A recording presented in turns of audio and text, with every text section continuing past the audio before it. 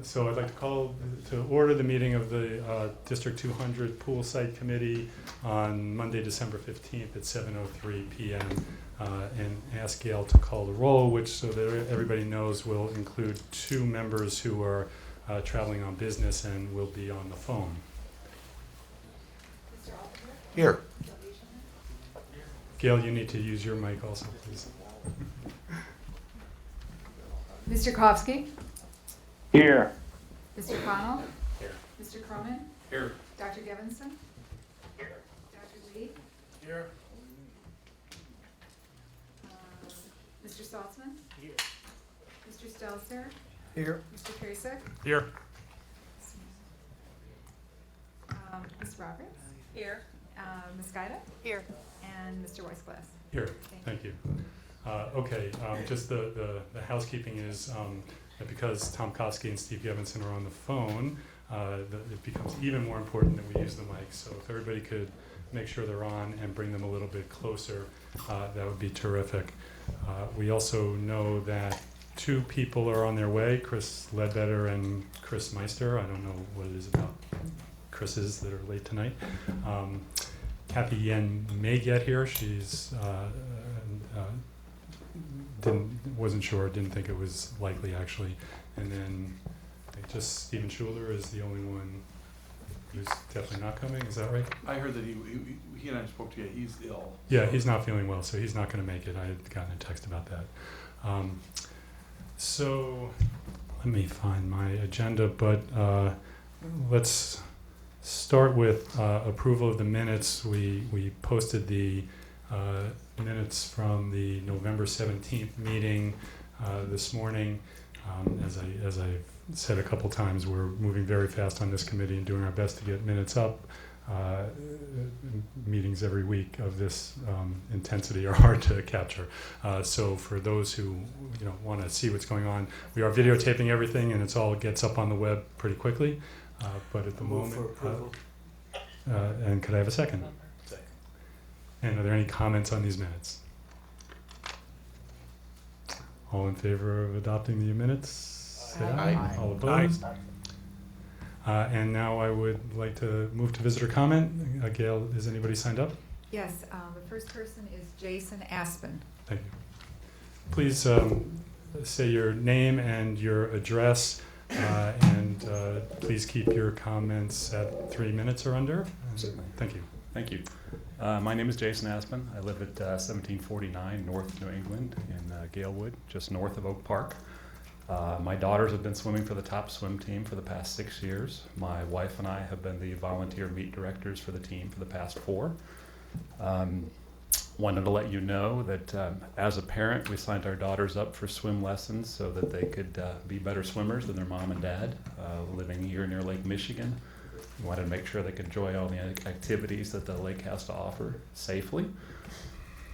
Swimming's turned out to be very influential in their development. It's provided an outlet for their boundless energy. And it's taught them that hard work and discipline and time management all pay off.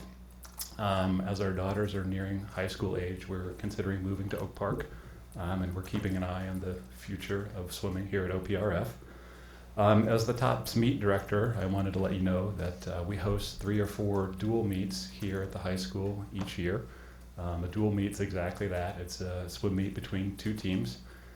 We're currently limited right now by the 6-lane pool. Limits the size of teams that we can invite to compete against, limits the number of events that we can hold at a meet.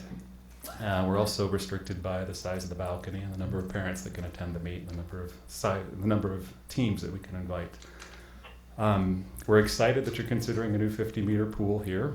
We look forward to the challenge of swimming against more and larger and more competitive teams. If you've never attended a swim meet here at OPRF, I'm sure you'd be cringed to see swimmers in dripping wetsuits on the floor in the 2nd floor studio and on the 3rd floor gymnasium. A larger facility would allow us to keep the swimmers contained on the pool deck and reduce wear and tear on the facility. And I also wanted to let you know that each January, TOPS hosts the Claire Staton Memorial Invitational at UIC. Over the 3-day weekend, 700 to 800 swimmers and their families attend the meet. Suburban families often make this a weekend. They stay at local hotels and dine at local restaurants. In March of this year, TOPS hosted the YMCA District Championships, also at the UIC pool. We pay UIC approximately $9,000 a weekend to lease pool space for these meets. The new 50-meter pool would allow us to invest these funds here in this community. I also wanted to say that there's a shortage of 50-meter pools here in Illinois. UIC squeezes 9 to 10 youth swim meets per year into their calendar between their men's and women's swimming and diving programs. And competition for the open dates is fierce. So please consider, if necessary, the new pool could be leased on weekends to generate additional revenue. Thank you. Appreciate you letting me talk. Thank you very much. Gail, do we have any more? Brian Endless. Thank you very much, Brian Endless, 1212 North Columbian, representing Oak Park Youth Baseball Softball. First, I want to thank the committee for your meeting last week. It seemed very productive, and I think a lot of things came out, and there seemed to be some very positive movement there. In particular, we're very appreciative of the honest attempts to work with all the groups and all the stakeholders that are involved, both in the high school and in the community, and to take everything into consideration in the broader picture when considering a new pool. I thought it was a very good discussion, in particular the pros and cons side and pros and cons discussion toward the end. I'd like to come back to that in a moment. From an OPYBS perspective, I don't want to go into any depth, but just reiterate kind of the highlights of our comments from last time. Our biggest concerns are that if the baseball and or softball fields either go away or are moved, it will have significant repercussions on the community. As the coach said last time, it's very hard to fit a baseball field anyplace else in the community. And if those fields move, that has repercussions on baseball and softball programs that use Park District fields and would be pushed out, on football programs that use the high school fields, on soccer programs, on pony program. It goes through the entire community and really does not just affect the high school, but affects everyone, or has the potential to. We just ask you to take all of that into account in the planning process, and we're pleased to see that that seems to be occurring. In terms of the options that are out there, I think one of the best things of the meeting last week was we heard a lot of stakeholders from the community and a lot of people around the room. And I won't say it's a consensus, but there seems to be a lot of interest in the garage site. I know it was there from a lot of the pool spokespeople. It is certainly there on OPYBS's side. That's always been one of the preferred sites from our perspective.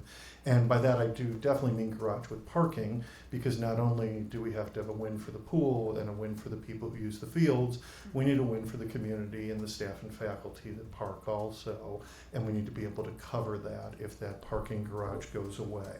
So saving green space, saving fields, allowing for parking, allowing for a new aquatics facility.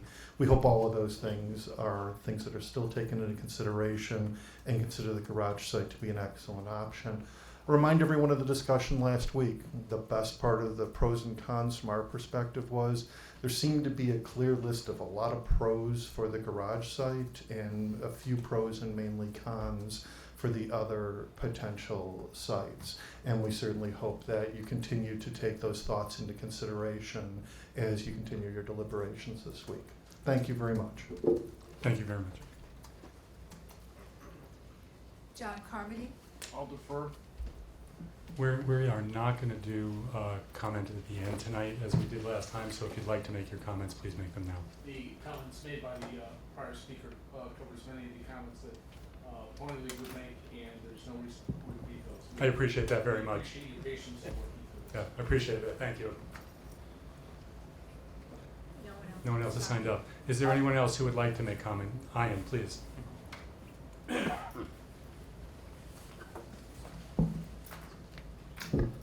Ian Silver, 228 Wesley Avenue, Oak Park.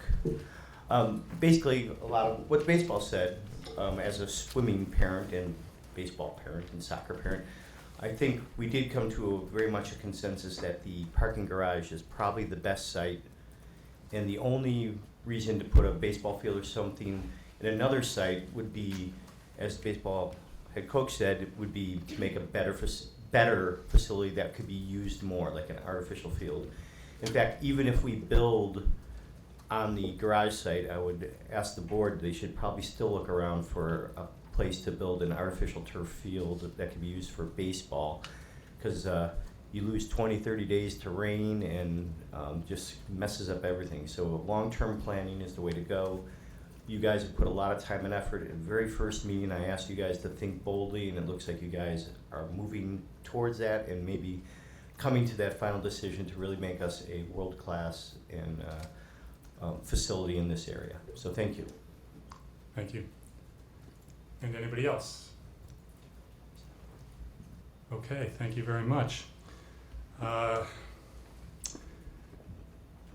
going to move now. We have had quite a bit of conversation about the West Fields and about the impact of moving baseball and softball, about moving baseball. And we've heard a lot. We haven't heard a lot about the impact on the tennis program or the softball program itself, or the perspective of the coaches on that. So we've asked the coaches of the tennis team and the softball team to spend a few minutes tonight giving us their perspective on their current use, how the fields are used, conditions, and their experience with any off-site opportunities in the community and their views on that. With that, Stephen Nasoya here somewhere? There you are. Do you want to introduce it with your conversations, or would you rather that the coaches talk first and then you talk about, we don't have you squarely on the agenda, but either way, you've had conversations. I can give an update if you'd like. Yeah, if you're ready, why don't you give an update first on your conversations with potential partners for any site, and that'll also give the coaches a little perspective on the conversations we've been having. Okay.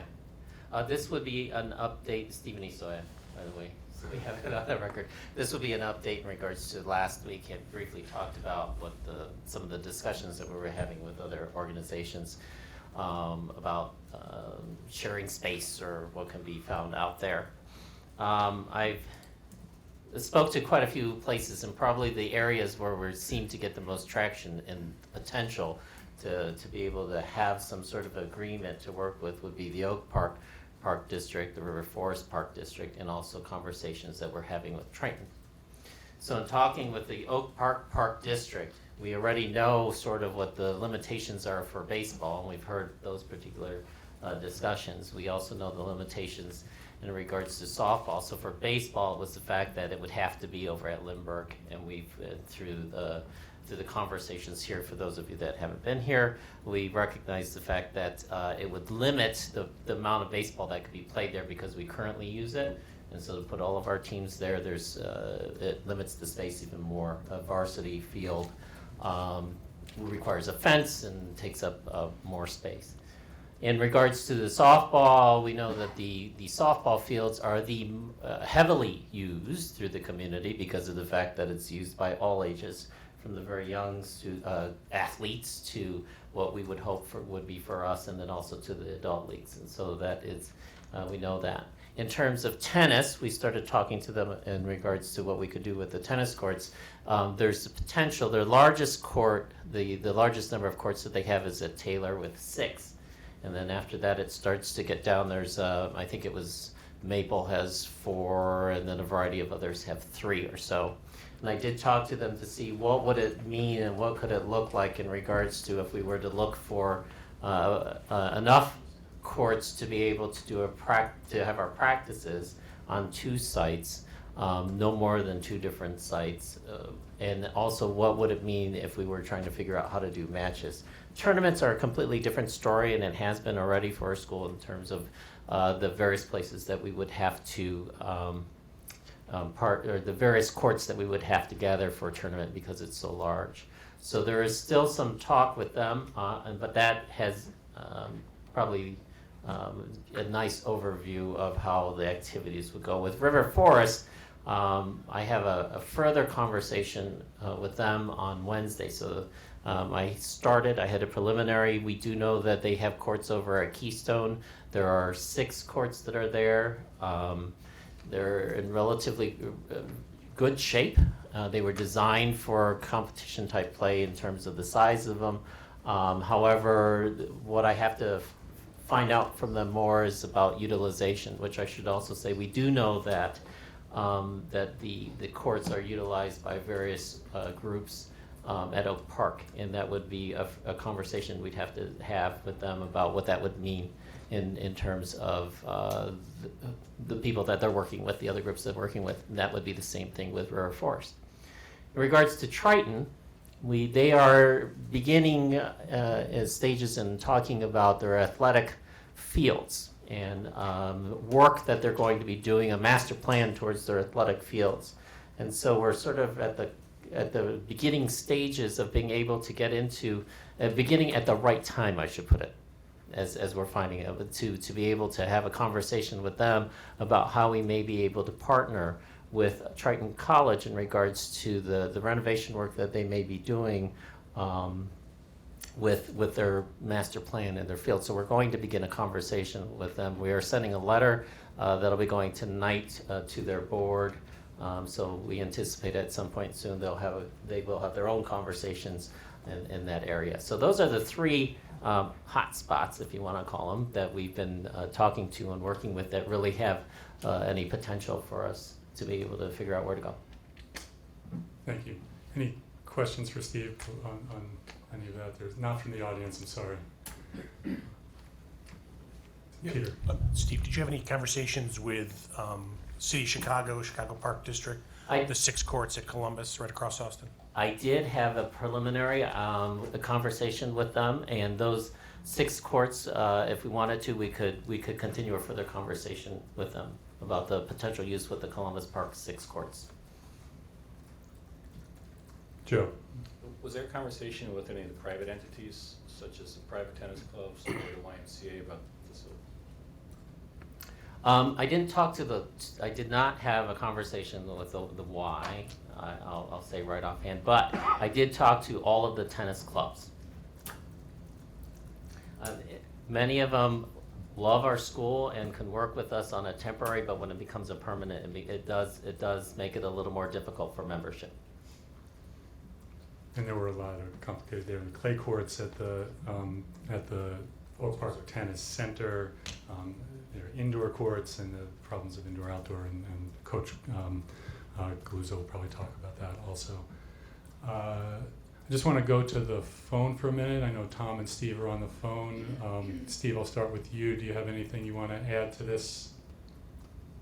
Or any questions? On tennis, yeah, Steve was just reporting about conversations. I'm not sure I'm on. Conversations with different entities. I hope you were able to hear them.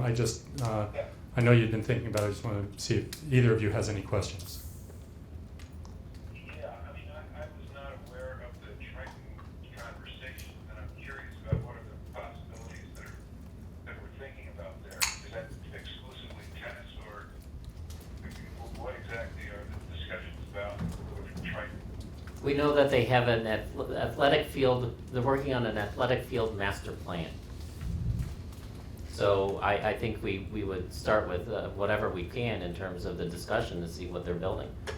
And so it could be any of the sports. I don't think they're looking to build a swimming pool though. Right, okay. Yeah, I mean, I would love to know the answer on utilization at Keystone. And there is also a park in South Oak Park, Euclid Square Park, which has 4 courts. It would be nice to know utilization there also. I don't know about Maple Park. Yeah, I know that Euclid and Maple were 2 of them. The total is 7. So one of them has 3 and one of them has 4, from what I understand. I would not be able to remember now which is which. So Euclid has 4. Yeah. Is it Maple that has 3, or am I wrong on that? Okay. It's You know what? somewhere around there. One of the Tom, I think you wanted to get in. I'll check with you in a second. Yeah. I just want to say that what this conversation is saying is that as we move forward from here, and again, we're going to hear more from the coach, if we wanted to move forward, there's at least the potential for a conversation that could move another step to see if we could come up with an actual plan of specific court combinations, if we all thought that was the right thing to pursue. We shouldn't try to solve which court combination will work sitting at this table tonight. Tom, please. Yeah, and my question, and I hope the coach will, or John will address this. We must talk about PE in addition to the extracurricular activities. Okay.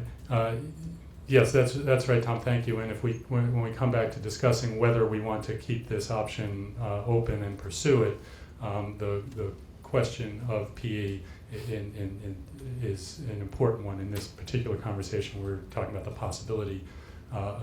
If basically, I just should step back and say we're still talking in this, despite some of the commenters suggesting that there was a consensus. We're talking about the possibility of building on the pool building on the baseball field, moving the baseball field and softball field north, and moving tennis. That's just the conversation we're trying to complete here at the moment. And if that happened, yes, there would not be tennis courts for PE, and the degree to which that's a factor in our deliberations. Thank you for raising it, Tom, and we'll come back to it later if we need to. Okay. With that, Coach Galluzzo, I wanted you to hear those conversations first to give the context before you make your comments, but you offer you the mic.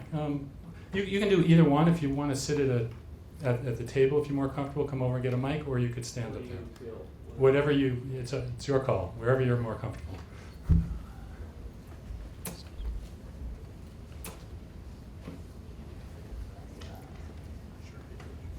Mind if I go ahead? Oh, that's fine. That's fine. Absolutely. Just so I can.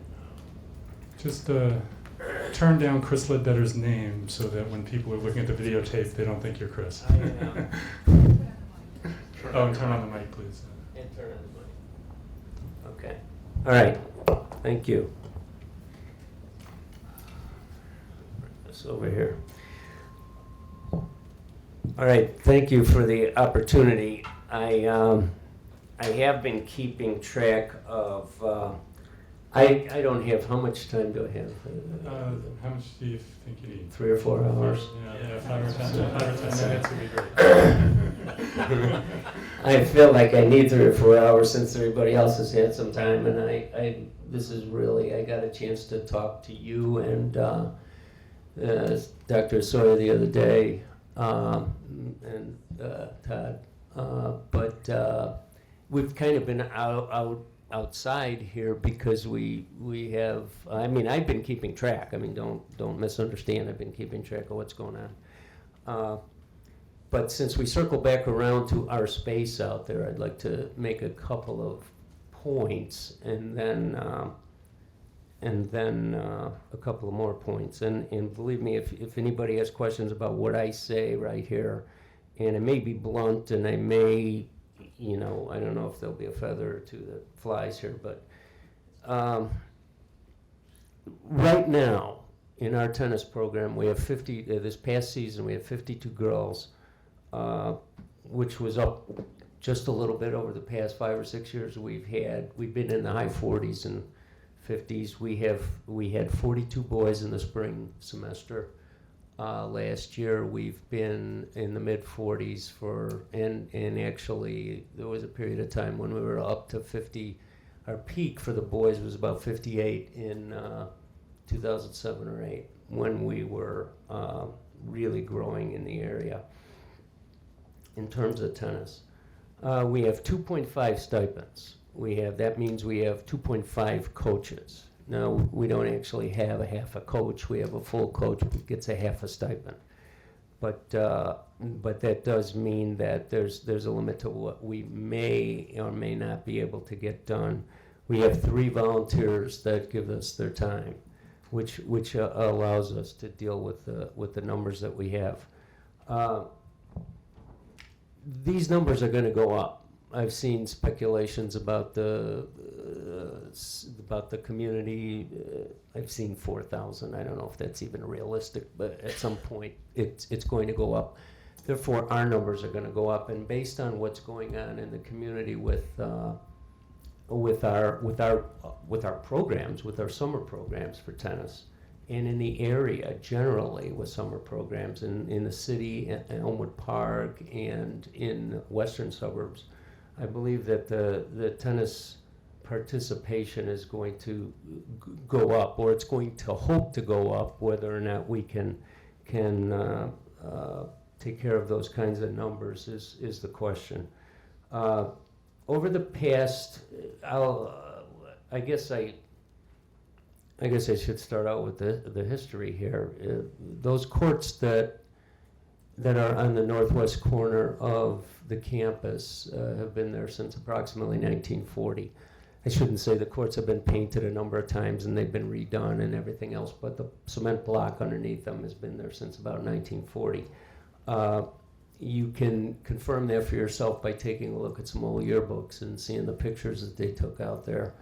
You'll see the very same cracks in the surface in those pictures from 1943 that you can walk out there and caress with your own feet right now. So I have a sense, and for me, and I've worked at Oak Park River Forest since 1994.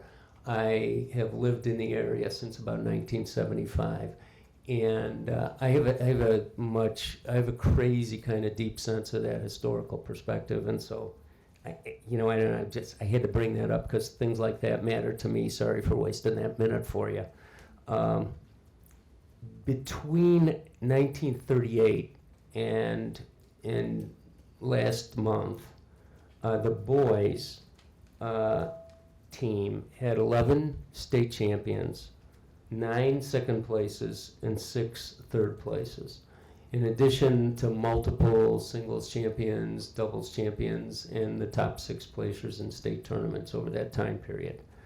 The girls team, which has only been a state tournament sport since 1972, has 6 state champions, 2 second placers, and 1 third place, in addition to a number of singles champs, the very first one being the first 3 out of 4 seasons that it was a championship sport back in the 70s, and doubles champs since. Also second placers, third placers, and fourth placers, since then. So we have had quite a rich history of success. The communities help out with that, obviously, Oak Park and River Forest and the programs that are involved here, and the community members that support our tennis program. Recently, between 2006 and 12, the boys have finished in the top 10 every year between 6 and 12, except for 1 year, including top 5 4 years running between 09 and 12. The girls have been in the top 20 for the past 4 years. Part of this has to do with the numbers that we have and the increased talent that we have because of those numbers.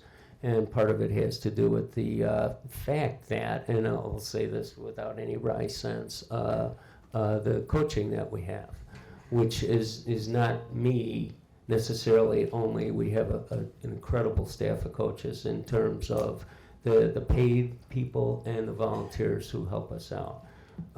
We literally couldn't manage it.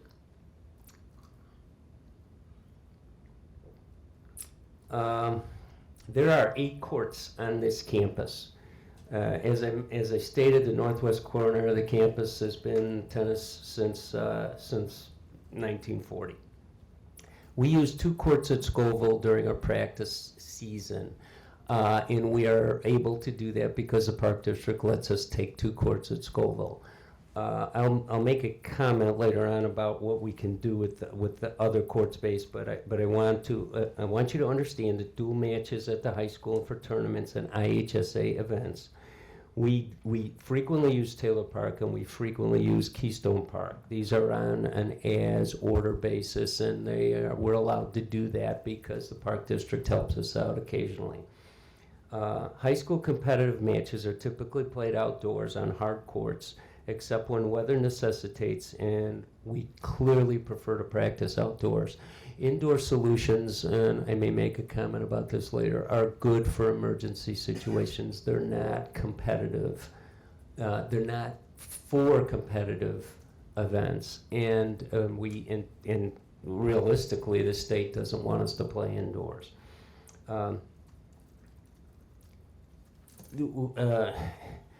Here's a couple of things. I'm going to try not to read this verbatim, but I had some thoughts about this. If we had a practice out off-site, we would require 8 to 10 courts at a minimum. They would necessarily need to be in the same place. There's a couple of different reasons for that. Anybody who's run a team sport, I mean, I hate to make silly analogies, but if you have a basketball team, you're not gonna, or football team. Here's a pretty good one. You're not gonna send your offensive line to one location and then send your running backs to another location. I mean, typically you want them in the same place.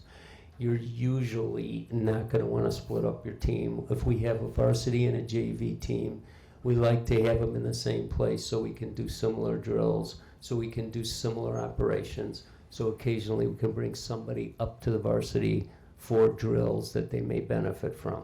It would necessarily be impossible to do that if we had to split up for 4 courts and 6 courts here and there. In addition to that, and one of the very troubling aspects of this concept is, as I stated, we have 2.5 stipends. We have the ability to have a couple of bodies, a couple of coaches on a varsity practice, and that works pretty well. We have the ability to have a couple of JV coaches at a JV practice, and that works very well. If we had to have 2 courts here, 4 courts there, spread them out, split them up, we would necessarily need 4 or 5 more coaches. I mean, I don't know any, and honestly, at the rate of stipends that we have right now, I'm not sure we can afford or would get 3 or 4 more coaches in order to cover that space off-site. That would be pretty difficult.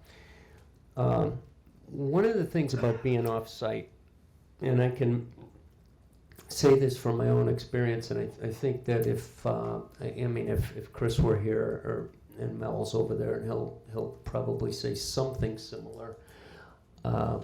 When we're on the court at the northwest corner of the campus for a practice for girls' season or boys' season, or at any time during our practice season, and typically any practice, the cross-country teams will go running by, the track teams will go running by, and while I'm on the court and as a coach I'm trying to maintain some kind of order out there, it may be kind of crazy to hear some of the runners run by and scream at the girls, and some of the girls scream back, or the boys in the spring, do the same thing, or cars that drive by and they acknowledge their friends on the court practicing. Those are the kinds of things that kind of get you charged up. Those are the kind of things that make your team a team. Those are the kind of things that make another team a team. When the track team acknowledges the tennis team, the cross-country team acknowledges. Those are the kinds of things we're going to miss. They're unavailable if we're off campus. And I would suggest that this applies. I've never actually been at a baseball practice when somebody drives by and says whatever. But I suspect that those kinds of instances are what make Oak Park River Forest a community and an athletic community, and make it kind of real for the kids on the team and the kids who know the kids on the team. I don't want to lose that. And if we had to be off campus, we would lose that. It wouldn't exist, no matter where we were. If we had to practice off-site, again, we would require 8 to 10 courts, I suggest, in the same place. That's really the only option that I can perceive would work. This would require adult presence at each site. This would require transportation to and from for coaches, students, and equipment. It would necessitate, I think, control over the sites, control over the maintenance at the sites, whether or not our B&G people would be charged with maintaining those sites, or we would have a separate group maintaining those sites. And it would also require accommodations at the sites, such as restroom, trainer facilities, etc. I know we have been practicing and have held tournaments at other sites. Keystone Park comes to mind, and Taylor Park occasionally during some parts of the year when the restrooms aren't open or the water fountain doesn't work. And those present, we've been out at Keystone for a tournament as late as early as March 31st. They don't open things around there until, I guess, the weather's completely thawed. And so we've been out there when we have had to tell our tournament teams that they have to go to the Panera Bread, or they have to go somewhere in the neighborhood to find a bathroom or find a bottle of water. Those are bad situations. We really cannot conduct a competitive conference match at a site that doesn't provide a minimum of 8 courts. Our conference plays 3 singles and 4 doubles. We have the best conference. I've said this numerous times. People may not believe it by now, but with Hinsdale Central, Lions, Glenbard West, York, and us in that conference at a minimum, we have one of the best conferences in tennis, boys and girls, in the state. We play 3 singles and 4 doubles. We play exhibition matches, which is an extra singles or an extra doubles match. Typically, we require 8 courts.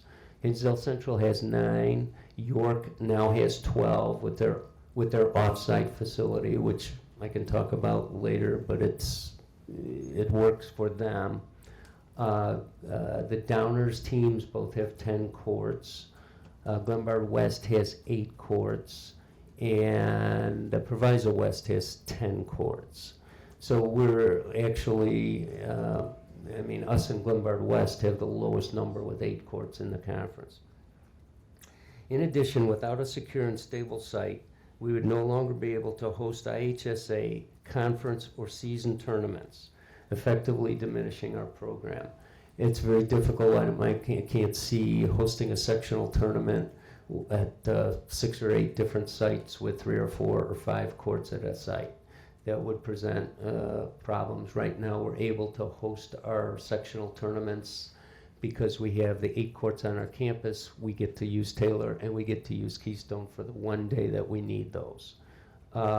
Any other tournaments, we host a conference tournament every 7 years. As the rotation brings us around, we're able to host those tournaments because we have 20 courts available.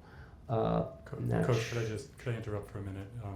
I don't know how much you have left, if you can get down to okay. Thank you. I was only kidding about the 3 or 4 hours. I love the stories, and the context is very helpful. I think that I want the context to sink in. There's no question in my mind, and I don't want to belabor it. I know everybody here is Park River Forest aficionado, but I don't want to miss the reality that the site is the important part. This campus is 100 and whatever years old.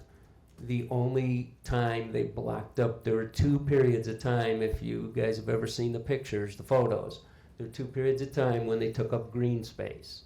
They took up the green space for the auditorium section of the building in the 60s, because the north end of the building was here, and the field house was there, and the green space was in the middle, so they blocked up the green space with the auditorium.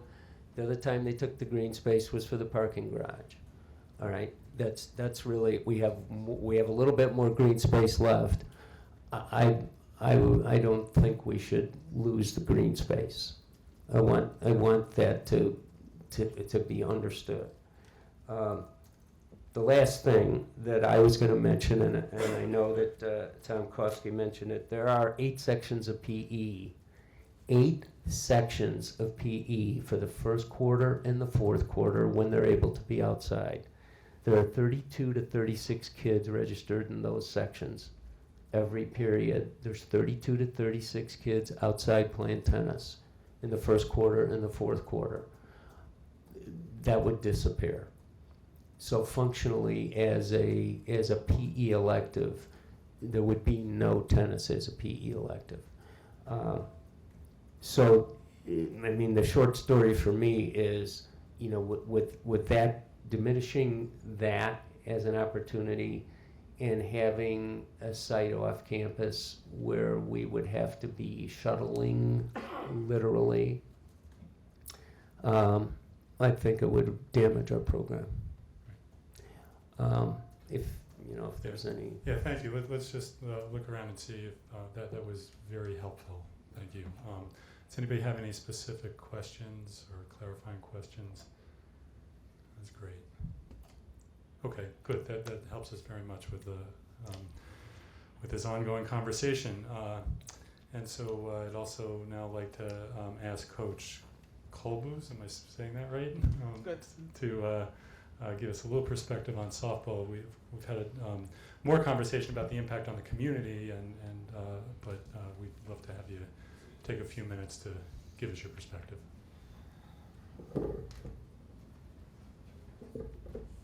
All right, good evening to everybody. I'd like to thank the pool committee for inviting me to speak tonight. This is my first chance to speak on this subject, and the best part of being invited here tonight is that I'm not at home watching the Bears, so I'd like to say that right off the bat. If I sound or look a little bit uncomfortable up here speaking, it's because I am. I'm used to talking to high school students and high school athletes, so this is a kind of a scary group for me, but I'm going to try to keep it as brief as possible. I've watched some of the meetings on the website, and they go quite long, so I'm going to try to make my portion of it as fast as I can, getting my points across. I don't know how vocal the softball community has been in this planning process, but I'm going to try to just get our important points across. Just to introduce myself, my name is Mel Kolbus. I am the head softball coach here at OPRF. On March 2nd, I will be starting my 29th season coaching here at Oak Park, and it'll be my 23rd season as head coach. And I've also coached over 20 seasons of girls volleyball here. So I'm pretty experienced with the school and the community. I have 4 daughters. They have all graduated from this outstanding institution, played volleyball, played softball, graduated from college, have families, and are successes in society. So they enjoyed their experience here, and I think this is a great institution. I personally lived in Oak Park for 30 years. And when I ran out of kids about 5 or 6 years ago, the taxes kind of killed me a little bit, so I decided to downsize. But I feel I have a pretty good pulse of the communities, both Oak Park and River Forest and the high school, the goals, what the beliefs, and what we stand for here. So I'd also like to say that I have been in the East Pool. I've never been in the West Pool. I've been in the East Pool. Briefly, you know, like when our practice is over or something, I walk in there, I see a swim meet going on, and I say, I got to get in there and see that, you know. I've had softball players who have been swimmers over the years, and the year we won the state championship, 3 of my best players were on the swimming team, Rosenwinkel, Regas, and Zinni, so I would often step in there to see them. And I would like to just say for myself, I'd go on record and say this, all of the water sports here, boys and girls, swimming, diving, water polo, synchronized swimming, everything, they need and deserve a new facility, okay? The problem is that this committee and ultimately the school board is going to have to make a tough decision as to how this is going to happen. So I'll give you the softball side of it from my point of view. I hate to see sports pitted against each other. I don't want to say softball is better than tennis, so tennis should be off campus. I'm sure Fred doesn't feel the same way. I'm sure he does feel the same way, and everybody wants to stay on campus. It's part of the experience, as he eloquently stated. But you know, nobody should be punished or made to move at the expense of somebody getting what they want. So I feel that I'm not an expert at finance or at architecture, but you know, the best solution is to keep everybody on campus. Just to get into the nuts and bolts, in the softball program, we have a freshman, JV, and varsity levels. on any given year, we'll have anywhere from 45 to 55 athletes, depending on the talent. We don't cut people that can play, but we're not a recreational house league sport. So if the kids can play, we keep them, and it's 45 to 50 kids. We have 2 excellent, compact softball fields out there on the west field. If you ever go out there and take a look, we are very happy with our facilities. We love them. We're squeezed in a little bit, but we make do with that. When we have practice, we have 3 teams out there on 2 fields, and we rotate ourselves around, and we make maximum use of the facilities and the space. So we really make the most of those diamonds.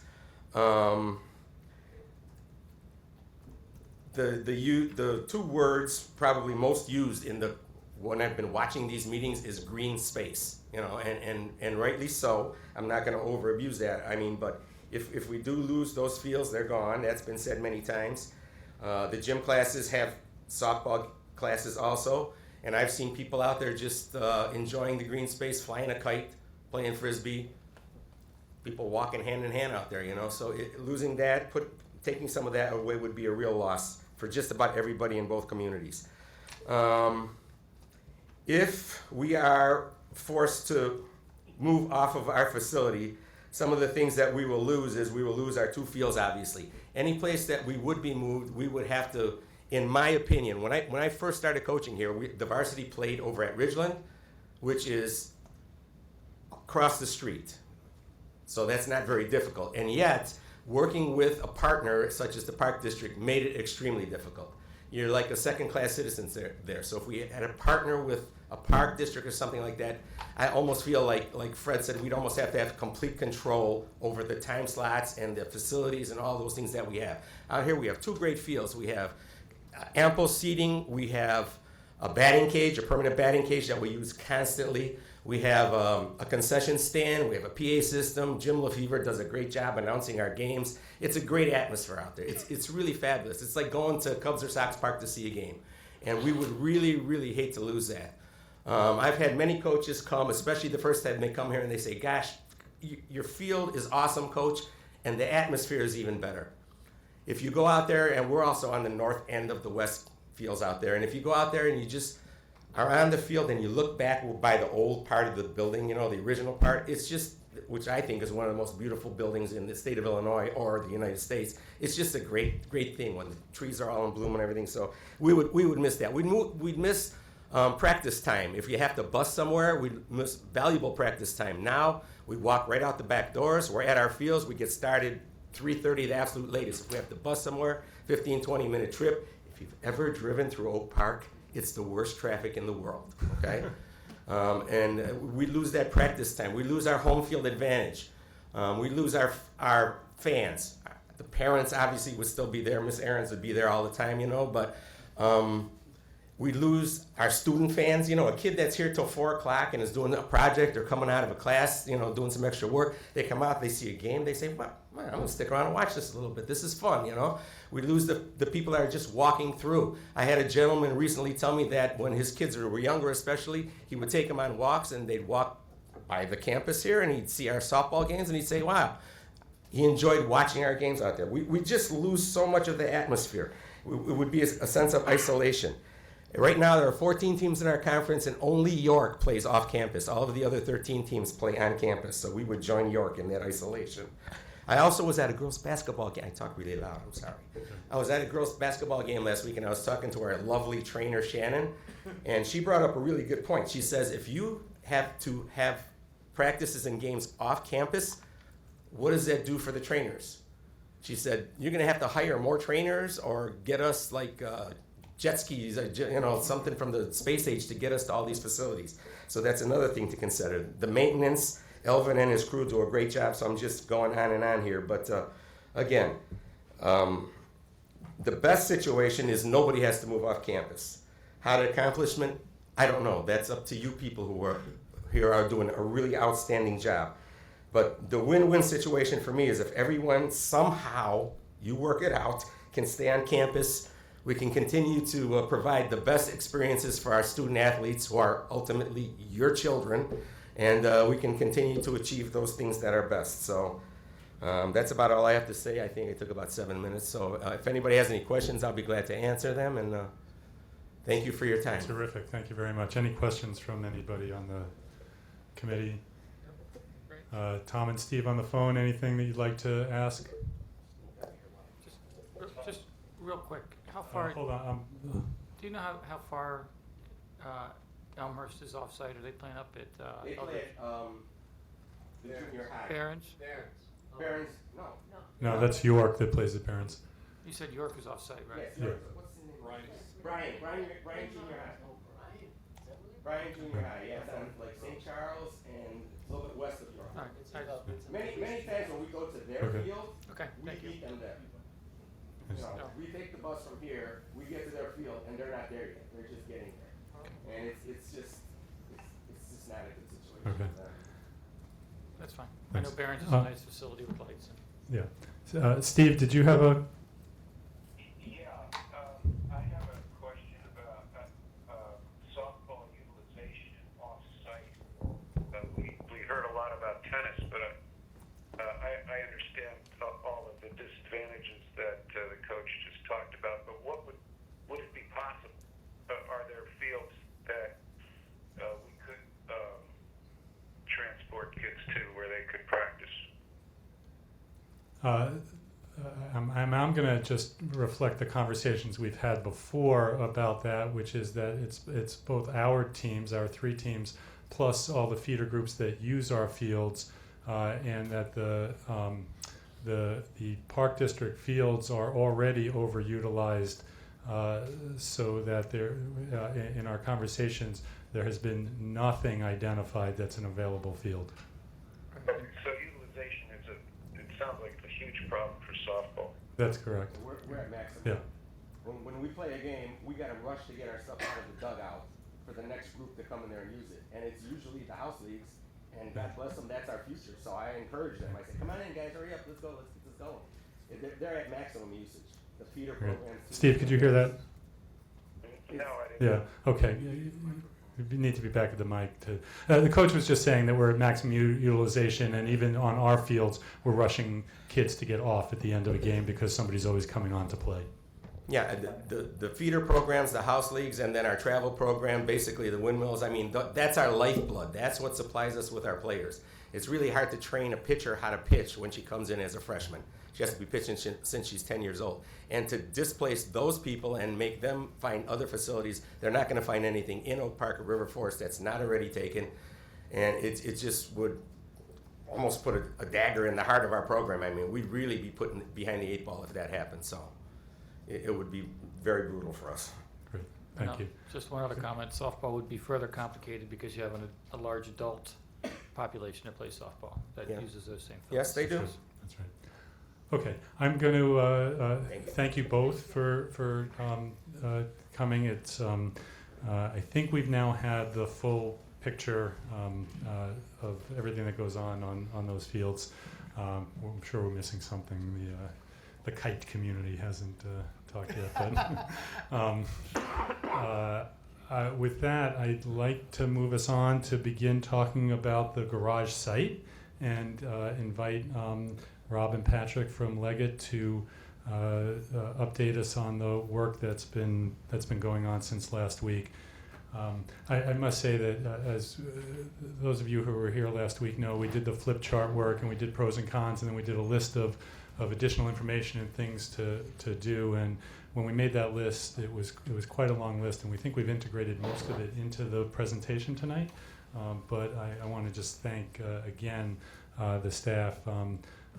Steve Visoy and Todd Altenberg, and then our consultants, Rob and Patrick from Leggett, for really terrific and fast work over the week. So let's see what you came up with.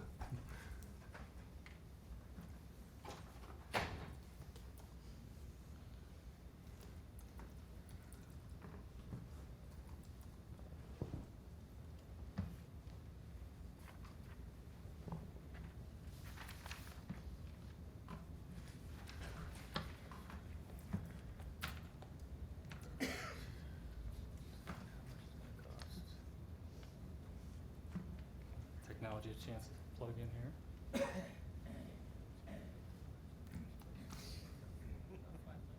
for those on the phone, we're just trying to get the technology set up, and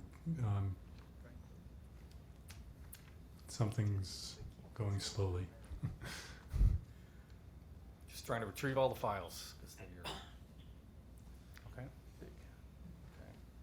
Okay, and Rob, just a reminder, you don't have to do too much description, but we do have two people on the phone who can't see it, so if there's anything in particular you want to call out, that might be helpful for them. Okay.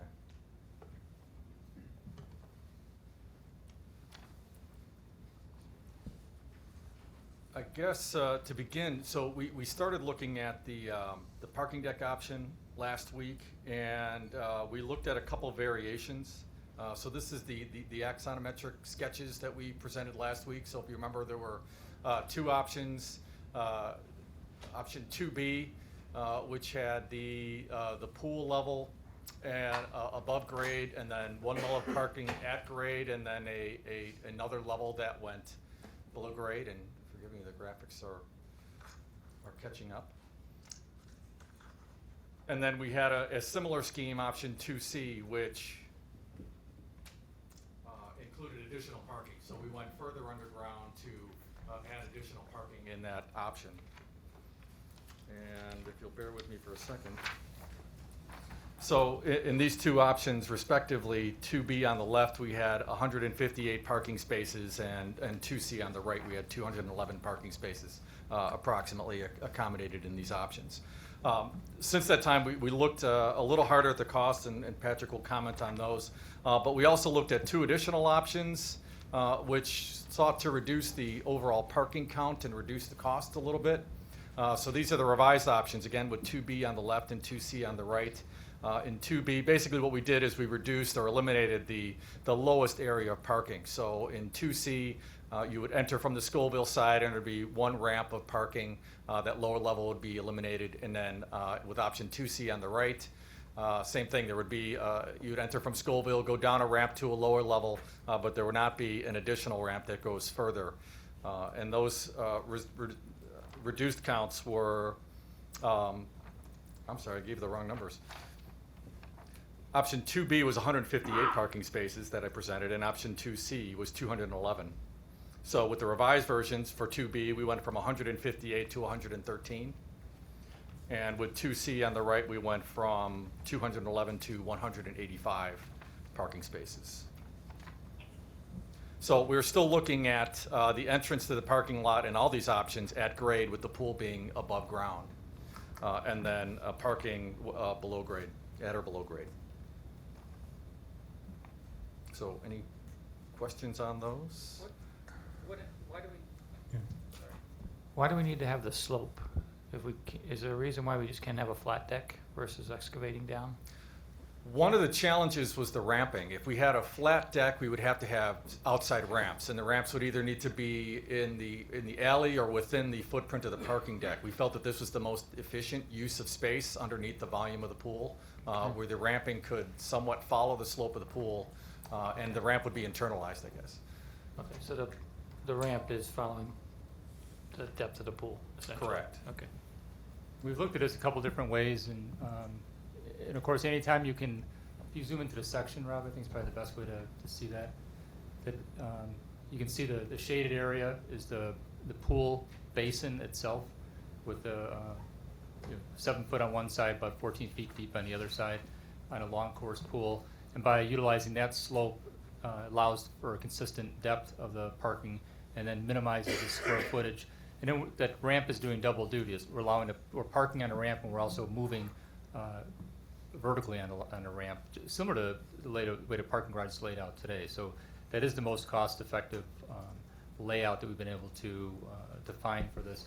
And the reason why, somebody asked previously, well, if we're looking for 100 parking spaces, why can't we get 100? Why are we at 113? And it really comes down to the layout, the turnaround space, and so it's really the structure dictates the layout, and that layout will then dictate the number of spaces available. And we even in this option kind of gave up on some of the ideal things, such as every level would connect to the next level. So here we're looking at not having an external helical ramp maybe to connect to 2 different levels, but instead just looking at how do we maximize payback on every square foot of concrete that's going in.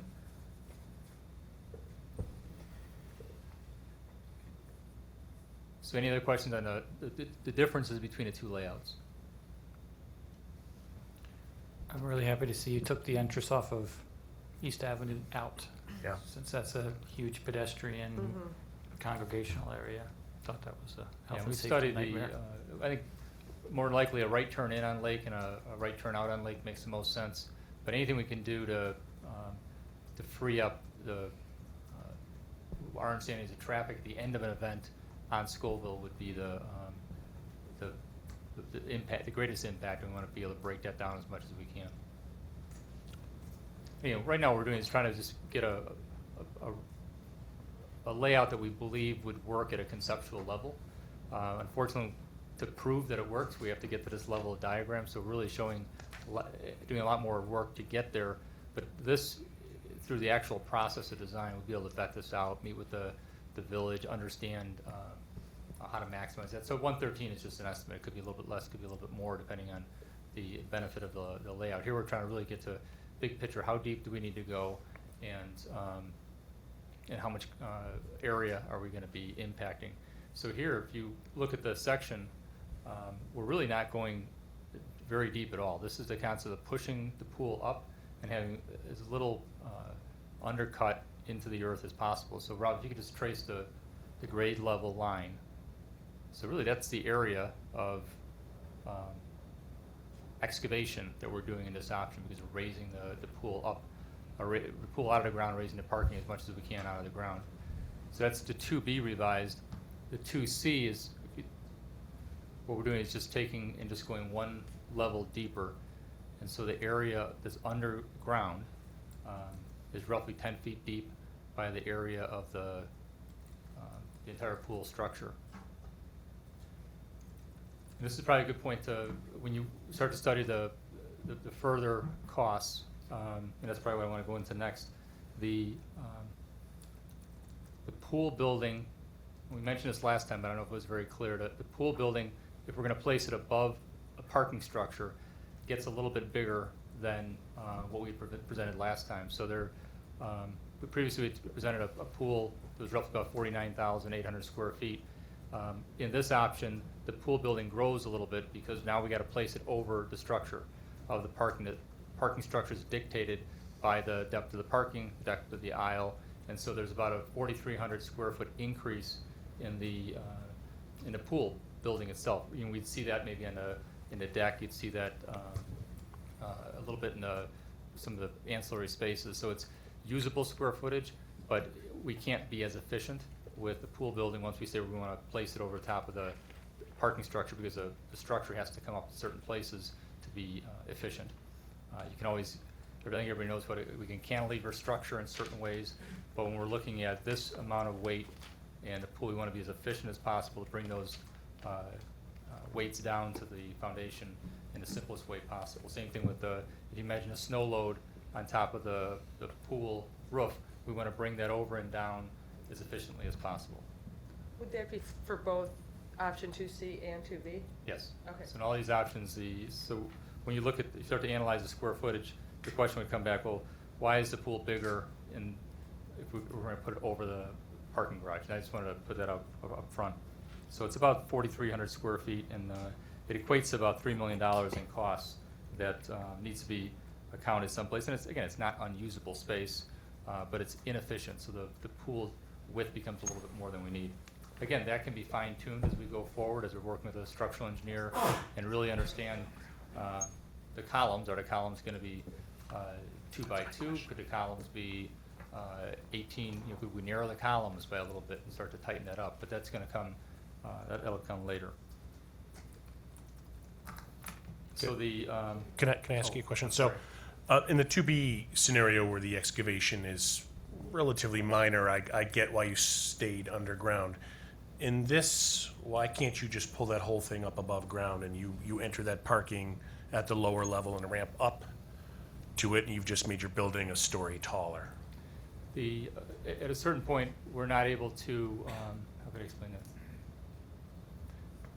we wouldn't be able to enter the parking on one side because of the way the ramping is working here without having an external ramp.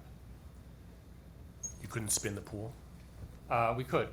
The, and then you enter it? We have another option that we study that, that starts to address that concern. It's still, majority of the pool still goes almost as deep as it is right now. We try to raise it up one more level out of the ground.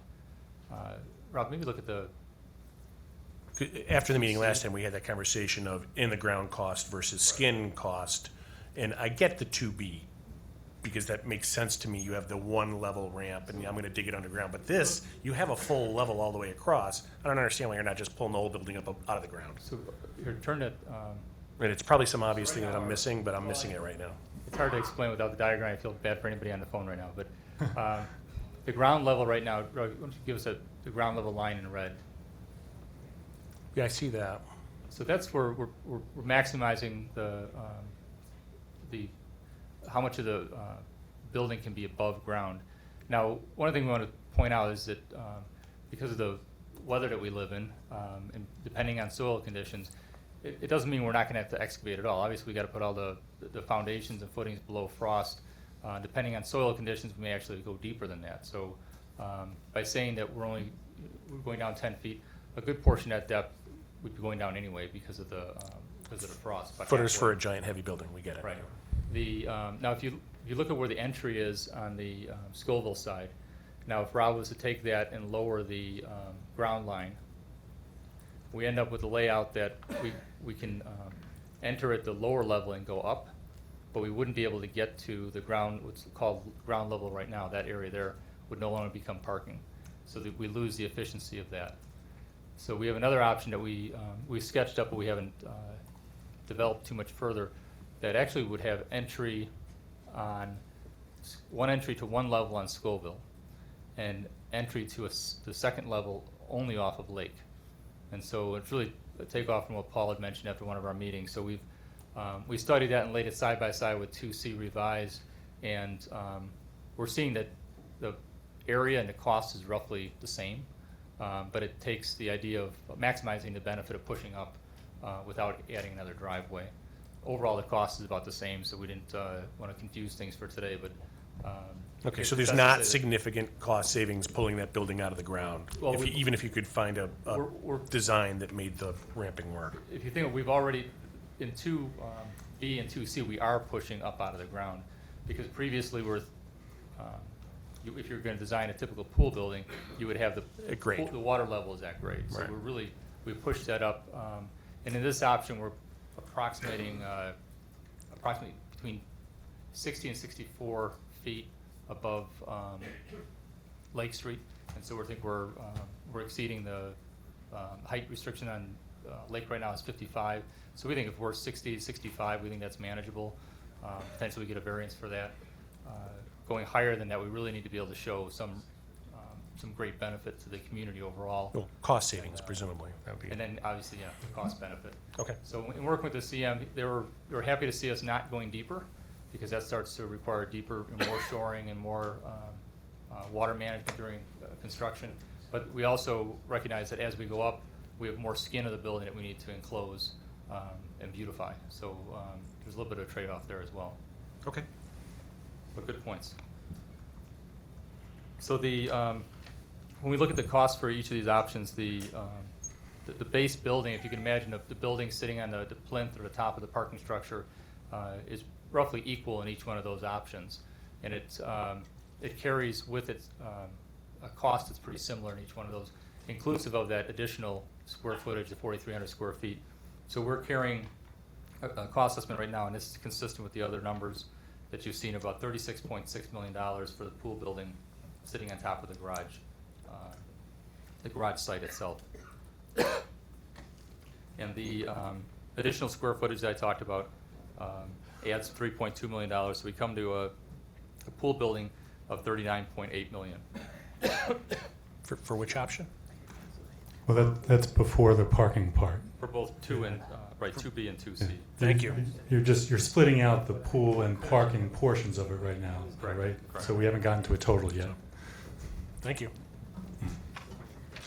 Then there's some additional costs that Henry Brothers wanted us to make sure we remind everybody of for this option that we wouldn't see in just building at grade, and that's the utility. There's utilities that are running through the alley that sits between the garage and the building, and there's those would need to be relocated during construction and then incorporated into the new plan. That's a ComEd line. There's sewer lines that are running through there. And so our earlier options were trying to avoid that. That's why you saw the pool kept about 30 feet from the existing building, and then a bridge connecting the two options. So once we say we want to dig down, we're going to do some shoring around the perimeter of that. And so they're asking us to carry in round a total number of about $2 million for underground utilities, the sheeting and shoring, and then something called dewatering. So basically, once you start to build on that site, any water that's collected in that excavation needs to be pumped up and out during roughly about 12 to 14 month period of time. And so it's about $2 million added to the to the 39.8, the $40 million base. So we're at about a $42 million base cost for these two options before we put any parking underneath the building. And that's because the parking forces the building closer to the alley, ergo you have to move the utilities. Meaning the affected area now is closer, so that in order to build the structure for the parking, we now need to excavate a little bit more closer. To shore to then be able to do the building. Okay. And then we take the shoring out, infill that, or backfill that area. And then lastly, what does the parking add? So depending on the individual layouts, we end up looking at a cost per parking space, and that seemed to be the best way for everybody to understand the related costs to that. And that now ranges between 113 spaces up to the 211 spaces. And that'll add between. You mean 185? Well, we have one option. We're still carrying the other 2C. Okay. So the range right now is 113 to 211. Obviously, we want to fine tune and get those to the right numbers. But on the lowest side, we're seeing it as a $50,000 cost per space. On the high end, about $148,000 cost per space, depending on which layout we go with. Our anticipation is once we got to final design and started doing more detailed layouts, it's probably going to be someplace between those two numbers. One of the options, 185, for instance, at $115,000 per parking space. To put that in hard dollar numbers, it's a range for the lowest portion of the diagrams you've seen between $5.6 million in 185 parking spaces, about $21 million option, and then the most costly, getting us to about 211, going the deepest with that last ramp, approaches about $31 million. We've asked Henry Brothers now, we have further diagrams. You gotta walk through those more slowly. Yeah. You lost all of us. Actually, Patrick, I'm gonna ask you if you can just give total all-in numbers. What would the total project cost for the 113 and 185 space option, and what would the total project cost for the 185 option? Let's just so if we focus put on those those out. two options, then the parking adds to to a total number of $47,600,000. So 47.6 million for the 113 spot 13 option. spots to be revised. And the 185 parking spaces for the option 2C revised is estimated right now at $63.2 million. Okay, thank you.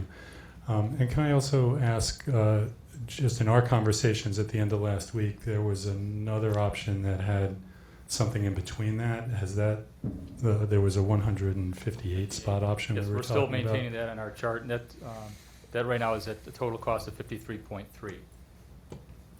53.3 for 158 Correct. spots is another option, which we haven't looked at, but today, right? Is that?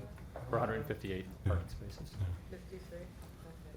So that's roughly the range. One of the things that as we analyze that, we're starting to see the cost. We look at cost per square foot for the parking spots, and Henry Brothers is now looking deeper into those to analyze those a little bit further, because we've now really stopped moving the building around. We've set the edges of it, so we're asking them to study those numbers a little bit further. Great.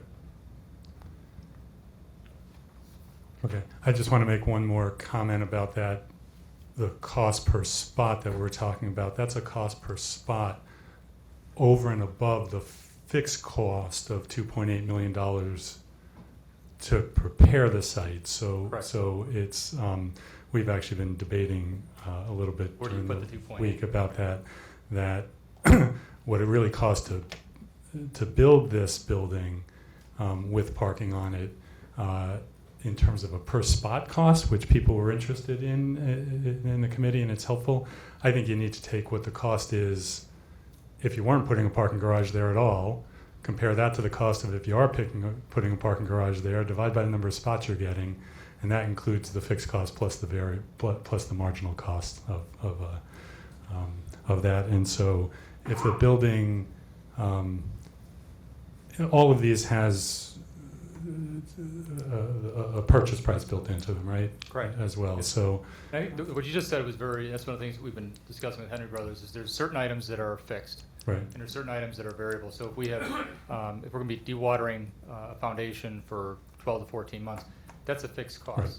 Right. If I add 100 parking spaces, I still have the same cost.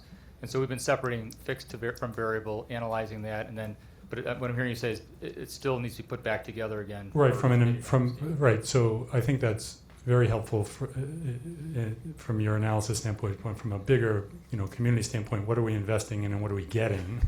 You need to see that That's- fully loaded. Yeah, that's all. Good point. Yes, Ralph.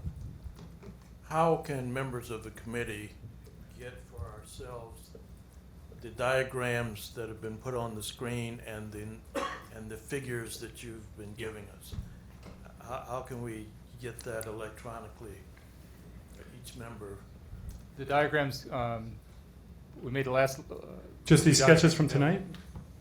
tonight? I mean, we can share these sketches from tonight after the meeting. I mean, we'll post them to the agenda, yeah, as we did last week. Yeah, Yeah, the last ones I think were uploaded, as these can be too. yeah. And in terms of the budget, do we have that in a chart that we can share yet, or?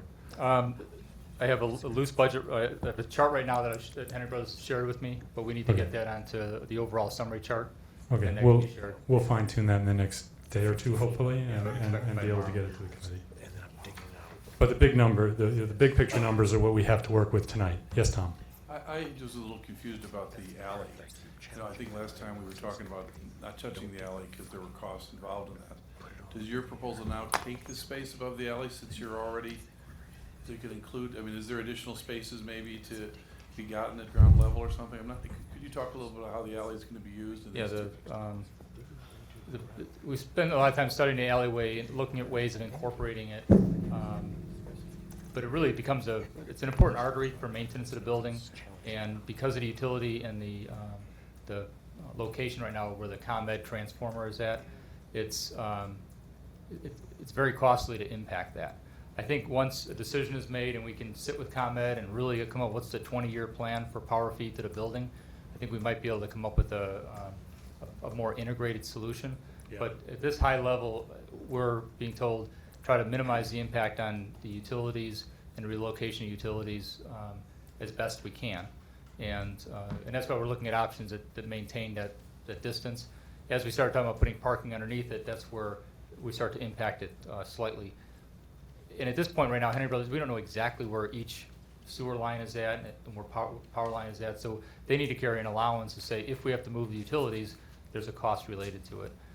And we want to make sure that the community is prepared and has those numbers.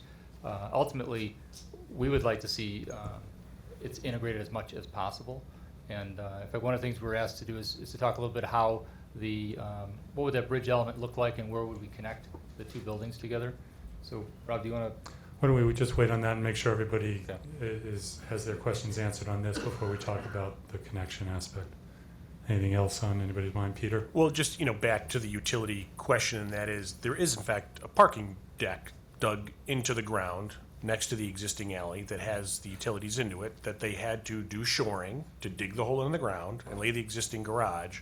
So I'm wondering about it just seemed like the $2 million was an awful large, we gotta hold that aside in case we have to touch the utilities part, or am I missing something? Yeah, no, I put all the $2 million together to within that is $677,000 for utility relocation. The 677 is a placeholder. Okay. Within the $2 million. The other, the 1.2 million is for sheeting and shoring, which if we don't have to go as deep, that would be less. Might be a less, little bit but you're gonna have to lesser. sheet and shore no matter what you build. Right, even to do the excavation. And then the last portion of that, the 175, is for dewatering the excavation. Any hole in the ground, you're gonna have to dewater. Right, that's pretty consistent, Okay. I think. So but that's, I think, the prudent thing to do. I'd rather be here today saying we're gonna hold the same number for all 4 options, and if it can be reduced. And what you're saying makes logical sense, but until we can actually survey and understand where those lines are at, it's important to carry a contingency. Mm-hmm. Any other questions in the room? Tom and Steve, I'm sure you're having a very difficult time following this without seeing the drawings, but is there anything that has occurred to you as you've listened in? Yeah, Jeff, I'm just taking my notes. The one question is this last part, just so that I'm clear. This $2 million really for underground utilities and dewatering them, that is for anything that is done on the garage site or anything that's done on the garage site that involves parking, or do I miss it totally? It's primarily for any work that's done on a garage site that includes underground parking. Okay, thank you. Yeah, thank you, Tom. That's a good question. We're just pausing for a moment because we lost the connection. We actually have you two on 2 different lines, and we had lost Steve. Gail has gotten him back. Welcome back, Steve.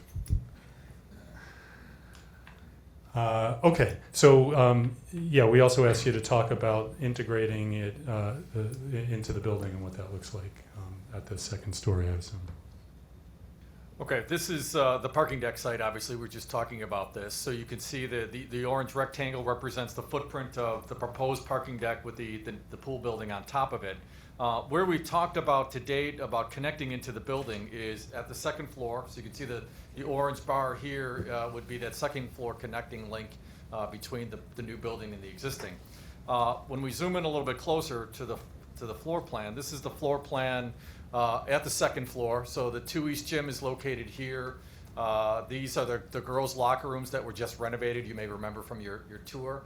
And this is the east pool where it says open to below here, and the yellow area that's highlighted is the balcony of the east pool. So we've assumed that that's to date that's the best place to tie in, because we can align with the second floor plate here, and it's not usable space, meaning it's not being used by the pool, it's not being used by the weight room. It can be captured. The trick is that there really is no floor there. It is a sloping balcony with built-in seats or seating that overlooks the pool. So the cost that we're carrying includes not only the cost of the bridge spanning over the alley between the 2 buildings, but also the cost to basically cut a tunnel through the building and build a floor that connects the bridge to the existing floor. So the yellow area, there is no floor currently at this level that would connect. So that would be part of the construction to connect point A to point B, if you will. Any questions on that? Yes. Just time frame impact on the rest of the facility, is that something you could envision done as what we call in school district land summer work? Where that tunnel construction could not impact the school year? Yes, I think it could be. It'd be challenging, there'd be a lot to do, but I think it could be accomplished. Okay, but yes. And in terms of public access to events that are taking place there, would they be using the South Athletic entrance or a unique entrance and combined with the pool deck and the natatorium? Well, we've always assumed that the natatorium building is a standalone building that's self-sufficient. So to this point, we've assumed that the bridge connection would be mainly for the convenience of students and staff that are moving between the 2 buildings. Okay, and zoom out, and so this is, oops, I guess I skipped. This is the diagram that we had showed. So this is the proposed natatorium building, and then this would be that connecting link between the second floor of the proposed natatorium into the existing building. Can you point out the public entrance at this diagram? So we're looking at the public entrance being here at the corner of Lake Street and Scoville. There might actually be a secondary entrance at the entrance to the mall on Lake Street or at East Avenue on Lake Street. So in most of the floor plans, if you recall, we had a long corridor that connected the two ends of the building. So we would have entrances at both ends that would be connected by a circulation spine that would allow pedestrians to move throughout the building. Okay. As we move to the baseball field site, again, you can see the existing building off to the right, and then the proposed natatorium building next to the stadium, and the connecting link is here, again, spanning over the mall to connect to the existing building. When we look more specifically at the plan, again, you see the orange footprint on the athletic fields, and then as we zoom in, here's the pedestrian mall. I'd like to remind everybody that it's not just a pedestrian mall, but it is a service drive for the building. So all deliveries coming to and from the school access the mall before and after school hours. So there's more than just a pedestrian reason why the bridge needs to span over the top of the mall so that the mall can remain in use. But as we look at the floor plan that's affected, you see the yellow area here. That's basically the second floor of the athletic corridor, and there's just a series of offices there. So the PE director's office and some other PE department offices are located at that area. There already is a floor here, so we don't have the same challenges as we do with the other site. So it's a matter of clearing out the offices so that we can create a new corridor that would get us to the bridge that spans over the mall and gets to the existing building. So the cost that we're carrying for both bridges, if you will, for both sites is about the same. Here the bridge is longer, but the interior renovations are less intense versus at the parking deck site, the bridge is shorter, but the interior renovations are more severe. And we also need to look at the relocation costs of those spaces and how they're being used today to figure out where those can fit into the existing building or potentially into the pool building. The additional 4,300 square feet? No, in this case, we're talking about those offices that are there. So, Offices used? Mary, could you use a mic, please? I'm sorry. I know that the pool would have an additional 4,300 square feet. the 4,300 additional square feet is only in the option where we're constructing the pool over the parking garage structure. Right. So there would be some space towards the end of the building there. Okay, thank But you. this option, we wouldn't be able to Got it. relocate those offices. But and right now, I don't think we need to solve where they go. But the point is that we need to carry a cost related to finding a new home for those directors. Joe. Just one citing question. Do we need to maintain a fire lane between what would be the south edge bleachers and the new natatorium in this case? That's a good question. Right now, it's whether or not it's included as part of the, would they view it as part of the stadium and then wrap the other side of the building? But that's a question right now that we haven't answered yet as far as we have space available.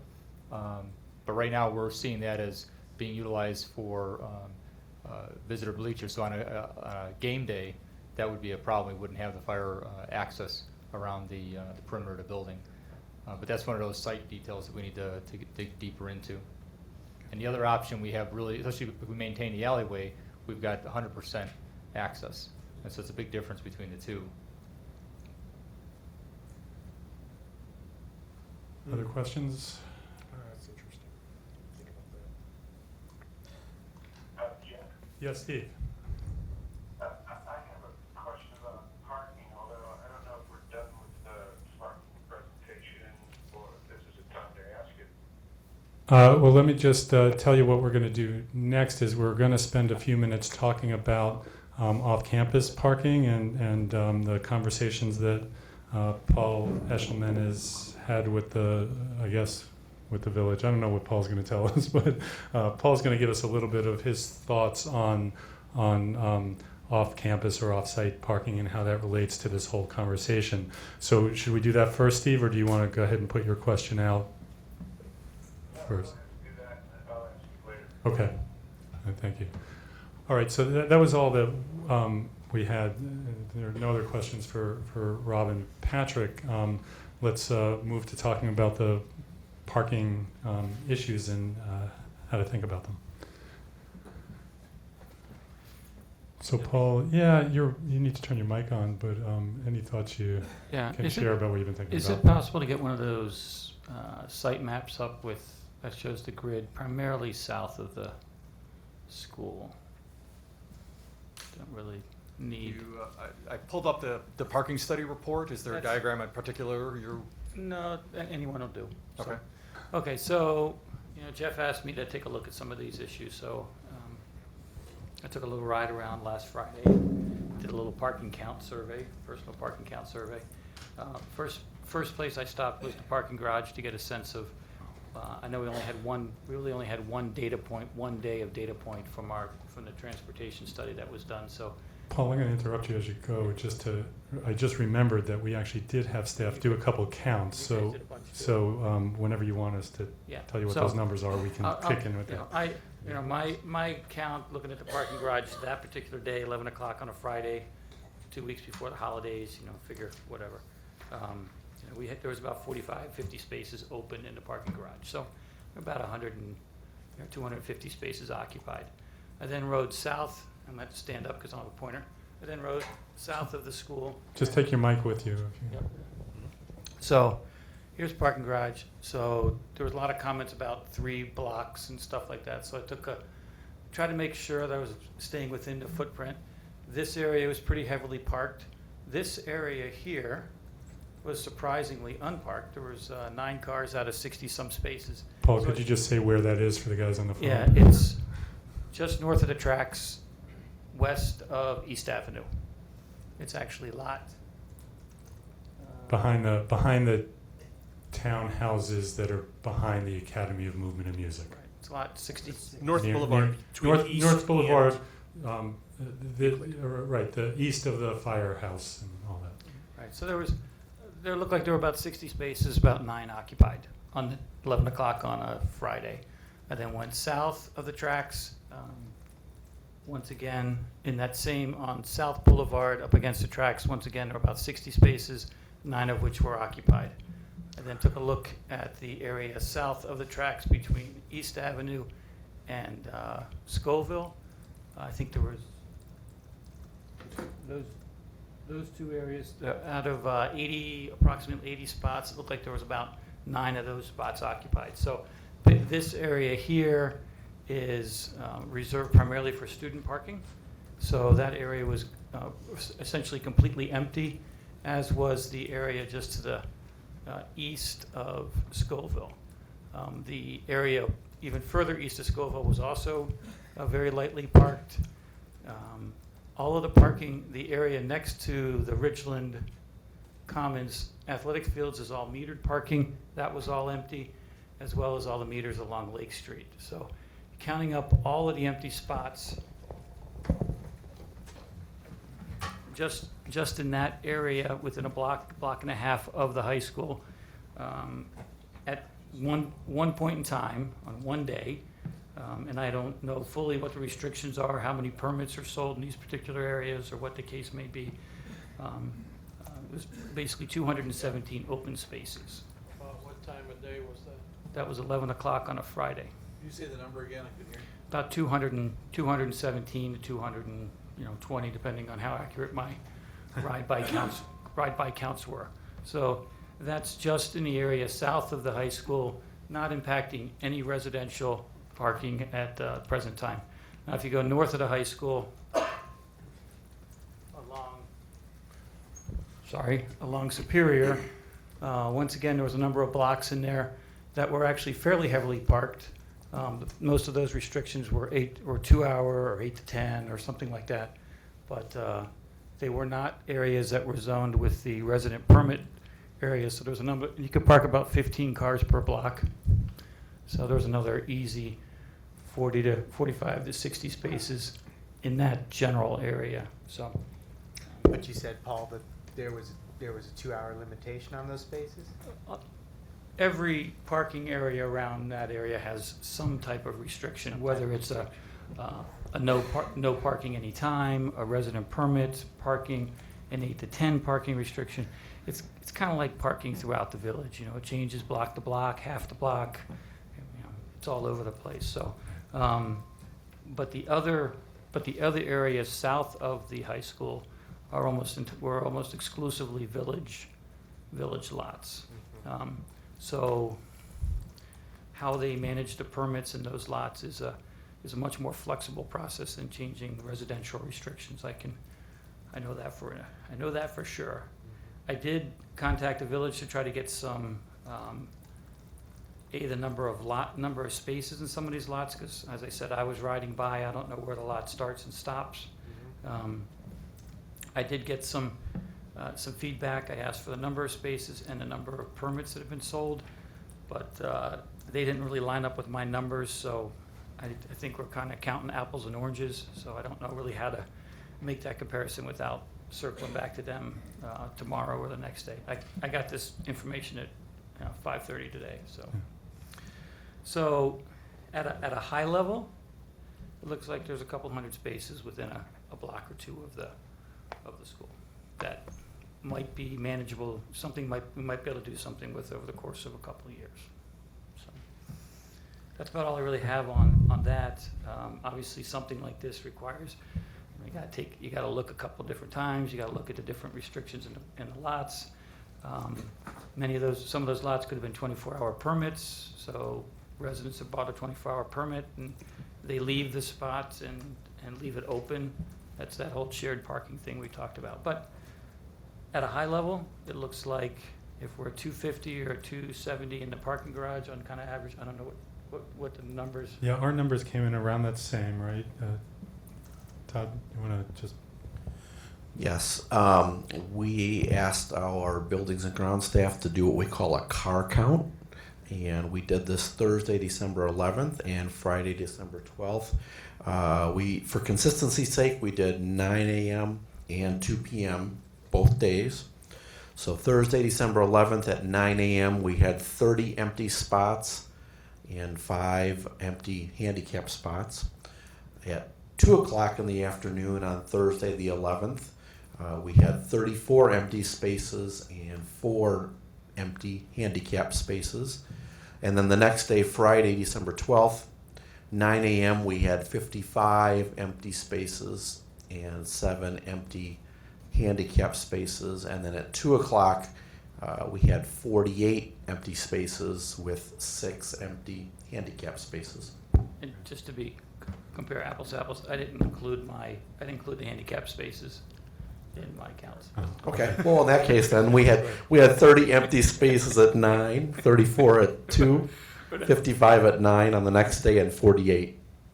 So just 2 observations. One is that you were counting them on that same Friday, so your numbers are consistent. Right. It's also just interesting that there seem to be a lot more empty spots on the Friday than the Thursday for some reason, which just raises the point that may also mean that the counts that you were doing out on the street who knows why that Friday was that way.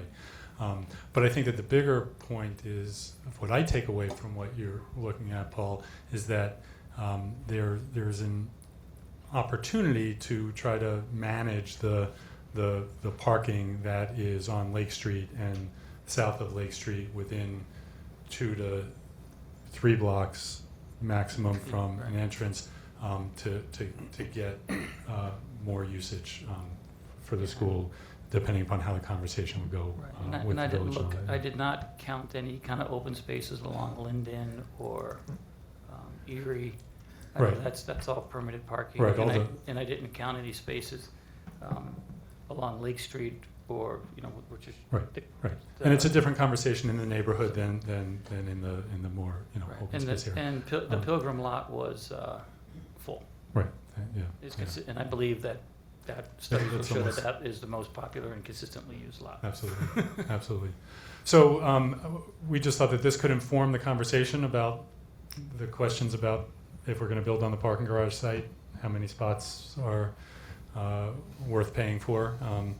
I also want to remind us that Tom Kofsky, who can speak for himself, asked last week, should we bring back onto the table the idea of building on the parking garage lot with no spaces. So I just wanted that in the room for the conversation when we move towards the question of how we're going to move this forward and make a decision. So any questions, any comments?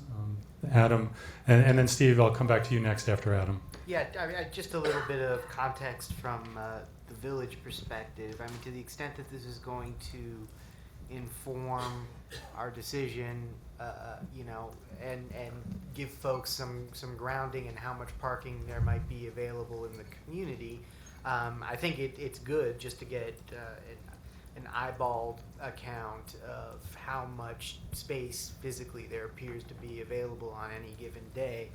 I think we probably need some kind of comprehensive overview of how many of those spaces are permitted, how many of those spaces have been purchased, and I think that information should be relatively easy to get, but we should all be working from the same set of information in that regard, because it could be that if we're operating under the assumption that there is more street parking available than perhaps people might think, we need to know if certain restrictions might need to be relaxed. We need to know if certain parking might be shared. I think shared parking is an interesting idea, but then we need to, you know, take a look at how many folks actually currently control those spaces and would be willing to open them up to sharing. I mean, there are a lot of different moving parts.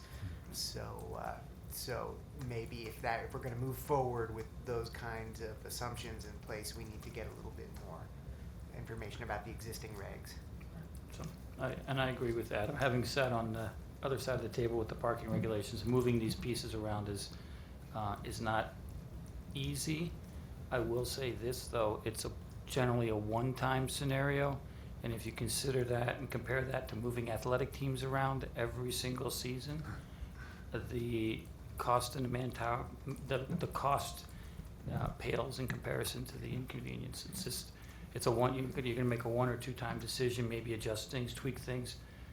If you're looking to move athletic teams around, it's every single year, every single semester, and it's a huge, and I know all of the sports organizations, the coaches, I know the Park District staff, is a huge time-consuming task, and it's also really not a very fun task to do. So it's something everybody does because they have to do it in this community, but everybody would prefer to be out coaching a team or doing something else besides. Yeah, no, I agree.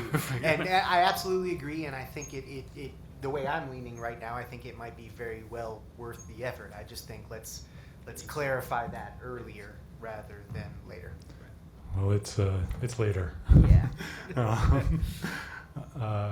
So we ought to probably clarify it in the next week or that's so, right. which shouldn't be too difficult. That's right. I want to go to Steve Gevinson on the phone, ask you if your question got answered during that, or do you still have something you want to ask? I do have something I want to ask.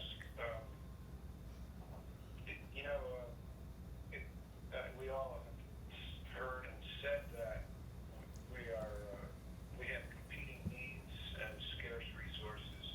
To meet them, I've been thinking about parking, and I'm sure as we all have, but I looked, I kind of Google Earthed West Suburban Conference high schools, both silver and gold, and I don't think there's a school in the West Suburban Conference that doesn't provide staff parking. And another thing that I would want us to consider is that if we do replace only 100 spaces or whatever, 113 or whatever, or possibly fewer, we are going to have people walking on sidewalks in the winter that have probably not been shoveled or salted by our B&G people. And that's dangerous for our staff, and I don't think it's something that people have mentioned before. So I'm very skeptical of taking. We need to know, in my opinion, at least, very well what we're talking about for staff parking. Staff are going to keep driving their cars, and they're going to need to park, and they're going to need to be able to get to the school quickly and safely.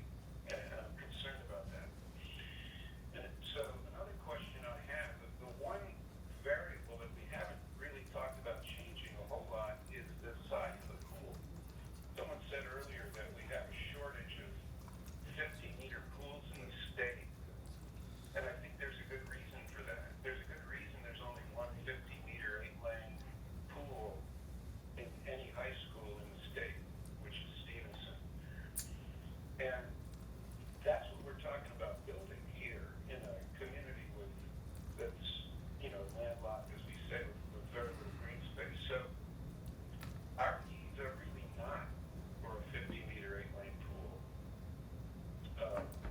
Our needs are being met, other than horrible ventilation, et cetera, by 11 lanes, 25 yards. And so I'm wondering if we built that size pool where the parking garage is, how much parking we could get. And I don't know if anyone's looked into that or not. And I'm also curious about how much less that would cost.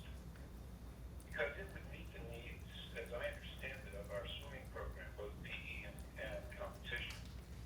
And we could put diving in as well. And so I think that's a question, because other than that, it sounds to me like putting tennis off-site is doable, but certainly not appealing.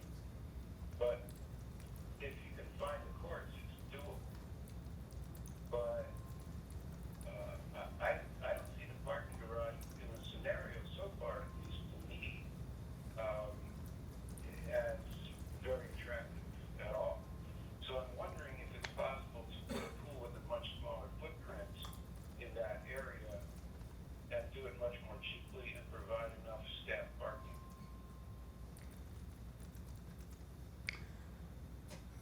A lot of thoughtful looks around the room. And I'm going to ask, as we take Steve's question, that we just be careful not to go right to advocacy and just analyze it a little bit and then hear the responses. I just so Tom, and so that's just, you can say whatever you want. I just would like to hear about what the cost, what it would mean to do that on this site. But Tom, go ahead. I just wanted to ask a question. Maybe I missed it somewhere. What does Steve consider to be this number of spaces that is staff parking? I mean, I know how many are in the spaces now, but I don't know how many of that would be staff or other people or whatever. So, Steve, did you hear that question when you talk about staff parking? I mean, if we're talking about, say more about the question, Tom. The question is, how many spaces does he consider to be, appropriate parking for staff? I mean, how many do we need? I'm not saying how much do we need. Yeah. How much does he think we need? Right. I mean, it sounds like we need about 400. We have 100 at the Pilgrim lot, and we have 300 in the garage. So, and the garage is used, even in the 2 days that were just surveyed, 270, it sounds like roughly, were used on Thursday morning. And that's, undoubtedly there are more. So I would say you need pretty much the capacity that you have now. Okay, that. He answered the question. He answered the question you asked. That's right. Yeah. Chris, did you have something to add? Yes, and I think this is for the architects, and it goes to Steve's statement. Can we go over again the cost differential between the long course and what is it, the smaller? Right. So, okay, that's a good question. So we've had conversations over time about 3 different size pools. One's a long course pool, which is 50 meter by 75 yards. One is a stretch pool, which is about 40 meters by 60 feet. Is that right? Somebody, is that right? More or less. And then if I understand Steve correctly, he's talking about a much smaller pool, which would be an 11 lane by 25 yard pool, and if that's at 8 foot a lane, that's 90 feet by 75 feet or something along those lines. Maybe having said that, I think somebody could tell us square footage of water, number of lanes, but it is a dramatically smaller pool that he's suggesting. Is that right, Steve? Yeah, it is. I mean, the pool we're talking about building has 4 times the amount of water that we have right now. And I just want to say, I am going to give the swimming advocates who are biting their tongues a chance to talk about it. I just want to get the idea out and understood a little bit better before we do that. So thank you for your patience. Yeah, so I think my question was, and I just want to, because I think this has been said during the proceedings, my recollection is that the cost differential between a long course and a stretch, you're not talking about significantly increasing the size of the building. You're talking about a cost of possibly 5 or 10% or in that range. I'm sure that the architects can give us the exact. I thought it was 10%, it wasn't like 3 million. And in fact, I did talk to Patrick and Rob about this during the week. In the parking garage facility, it's probably a much less differential because we're still using all that square footage to build a parking spot, a parking lot. If we were building a smaller pool building independently, then you're actually shrinking the whole building. Yes. That would be a different story. So. And I guess maybe if the guys from Leggett can, if say on either the western fields or on the parking garage, if we went from long course to stretch, how much would that reduce the cost? We haven't looked at those options to date. I mean, in greater detail, all the options we've been studying have been the long course pool, so I don't know if we have those. Well, I think you talked about them before. I mean, and again, I'm looking for a range. Yeah. I'm looking for an order of Chris, let me magnitude. tell you my memory Yeah. and see if they say it's right. Good. Because I think a year ago, when we were looking at building on the garage site or the baseball field or Lake Street with no other options, didn't we price out a stretch, a long course, a stretch, and an 11-lane, 25-yard pool? And I remember that the ballpark numbers were 34 million, 31 million, and 21 million. Okay. So for the significantly smaller pool, it was, yes, a significant difference in price.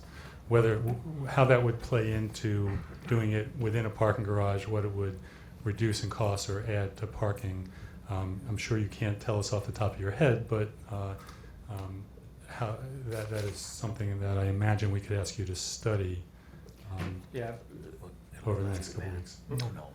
I didn't bring all of our file, but we have one of the first range of options that we looked at had studied actually a couple different pool sizes on the parking garage site, incorporating as much parking as possible.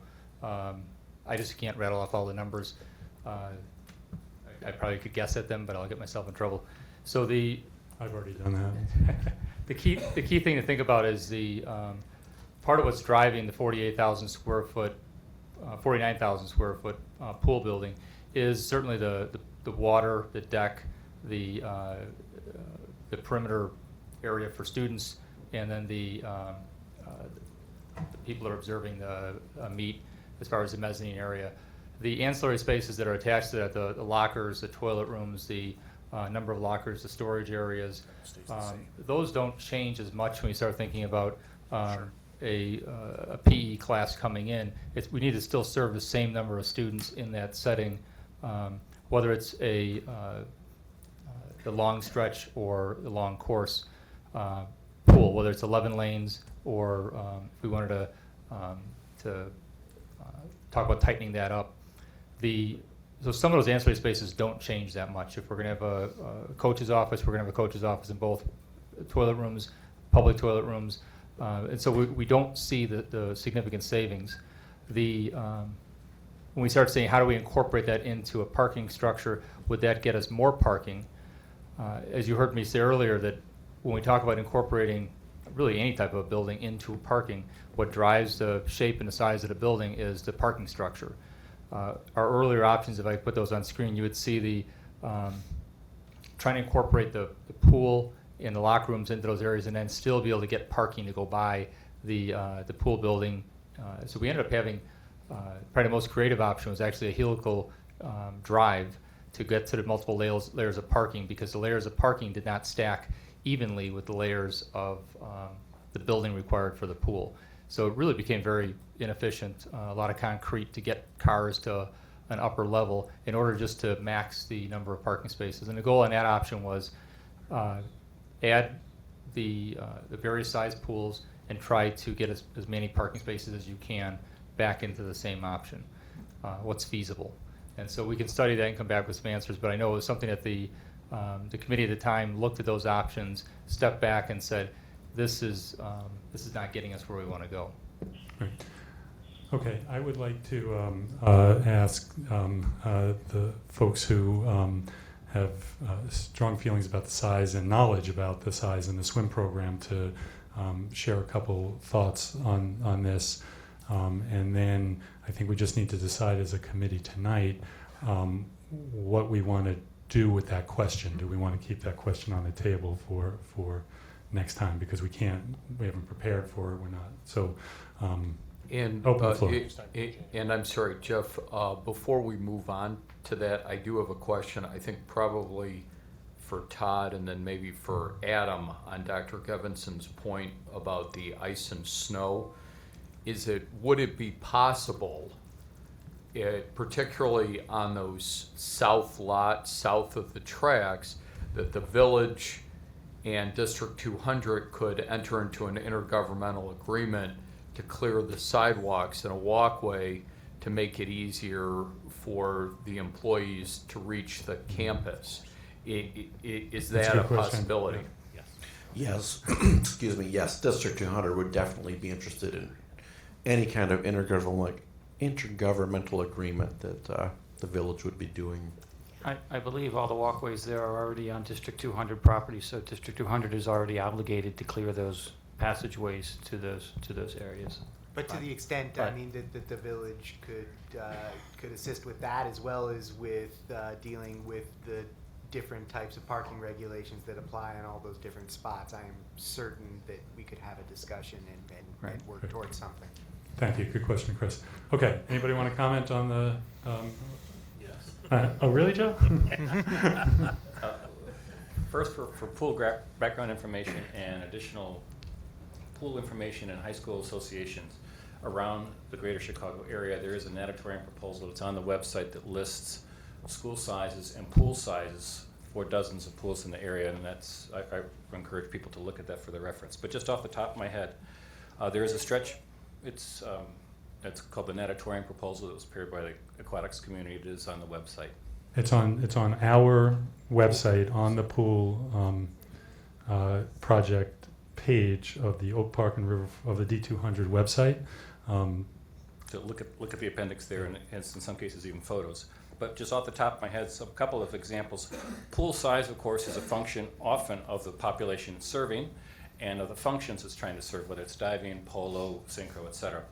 And the other thing it's trying to accommodate is to accommodate PE and those different user groups in a reasonable time in the day. So if we had a smaller pool, of course we could have multiple teams practicing later into the evening, but that's one of the things that we're actually trying to improve a situation on. But, so for example, right now Fenwick has a stretch pool, we would all call a stretch pool. They have 1,200 students. York has a 50-yard pool. Back before they were using meters, they built a 50-yard pool. They are 3,200 students. District 113, this is Deerfield and Highland Park, they have 2 new stretch pools plus therapeutic pools going in right now, starting, it's actually up for construction right now. They are combined between the 2 campuses, 3,800 students. And Stevenson... Joe, could you repeat the Deerfield Highland Park? Deerfield Highland Park, District 113, has 2 separate, a north and a south, effectively a north and a south campus. So every dollar they spend on each of those campuses, so you could weigh in on this, every dollar has to be spent equally on each campus. They are rebuilding their pools to 2 identical stretch pools. Their combined campus is 3,800 students. So they'll end up with 2 new stretch pools plus 2 therapeutic pools on those decks as well. That's under construction right now to try and get them up to standard. And in Stevenson Pool, which Dr. Gevinson mentioned, they were looking at 1 or 2 pools. They chose to build 1 pool because operationally it costs less than 2 pools. So obviously my advocacy is that we have the flexibility that the long course and gives us for multiple activities at the same time, and the capacity to deal with not only enrollment but also the feeder teams, and operationally replace 2 pools with 1 operationally. Thank you.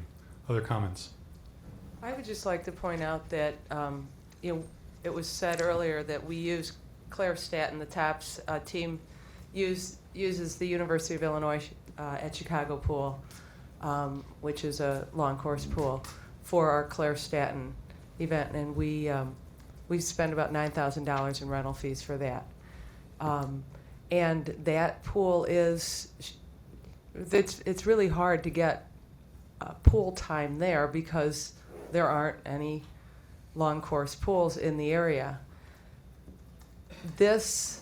Having this size pool here in Oak Park would not only bring revenue into the school district, but it would also bring revenue into this community. People travel to our swim meet, and if there were other clubs that hosted swim meets at our facility, they would be bringing people in to our community to shop, to eat, and to stay here. So it's an economic boon for our community. So I think that's something that we also need to consider when we look at having this type of water. And also being able to have our practices done after school opens up that facility for other community groups to use after school hours, in the evening hours. There's, again, another economic boon to the district. And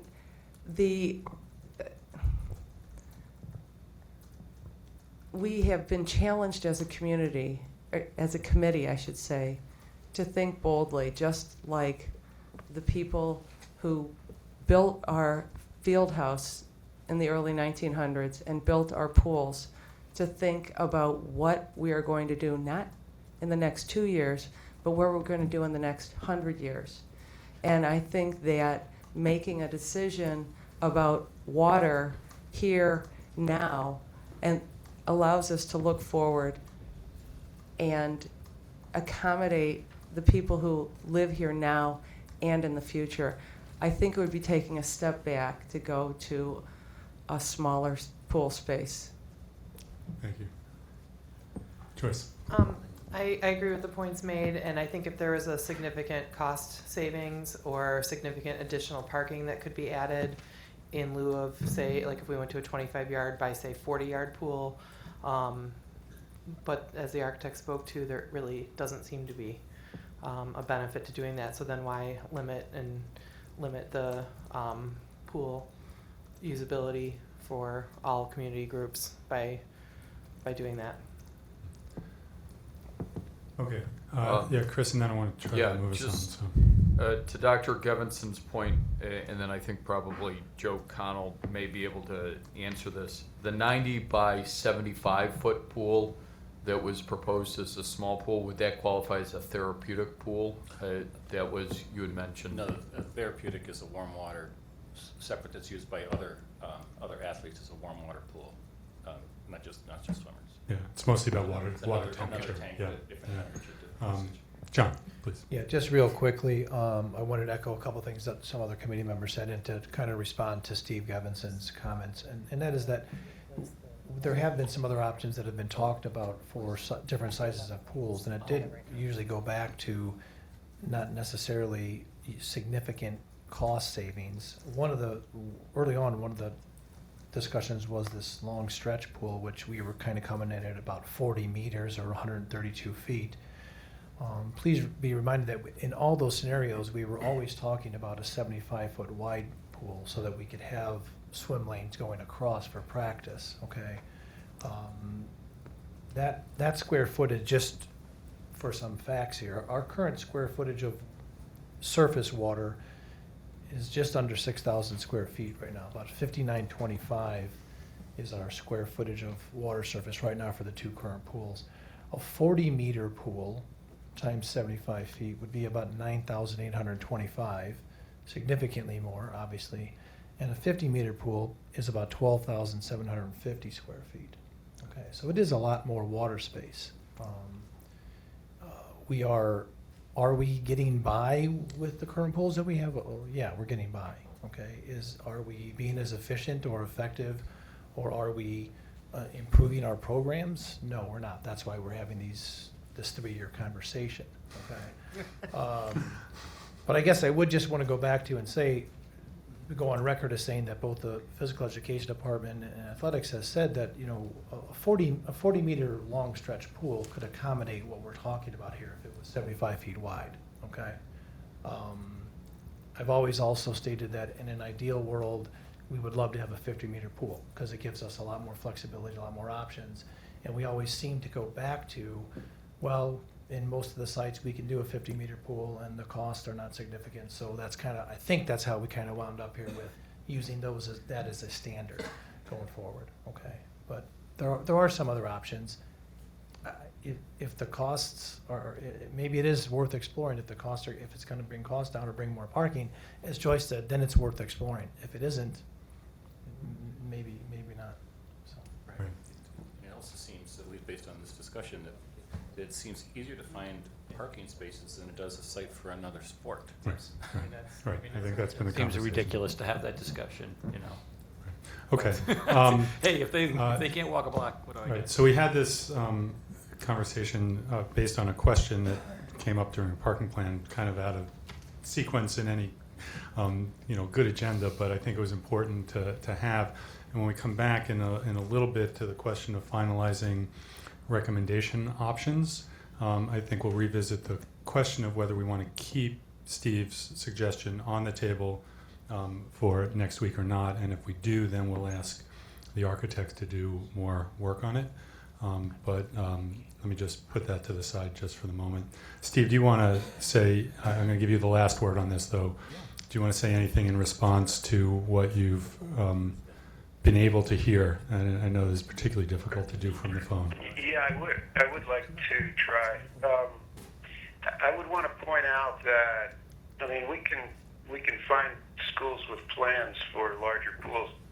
There are only 2 schools in the state that can host a state meet. In fact, Stevenson is not one of them. It's just Evanston and New Trier, and they have 6-lane, 25-yard pools, as I understand it. If you look at the size of the pools in the West Suburban Conference, there aren't many. I think there is just Lions and York that have 50 yards or 50 meters. And in fact, Lions is 6 lanes and not 8 lanes.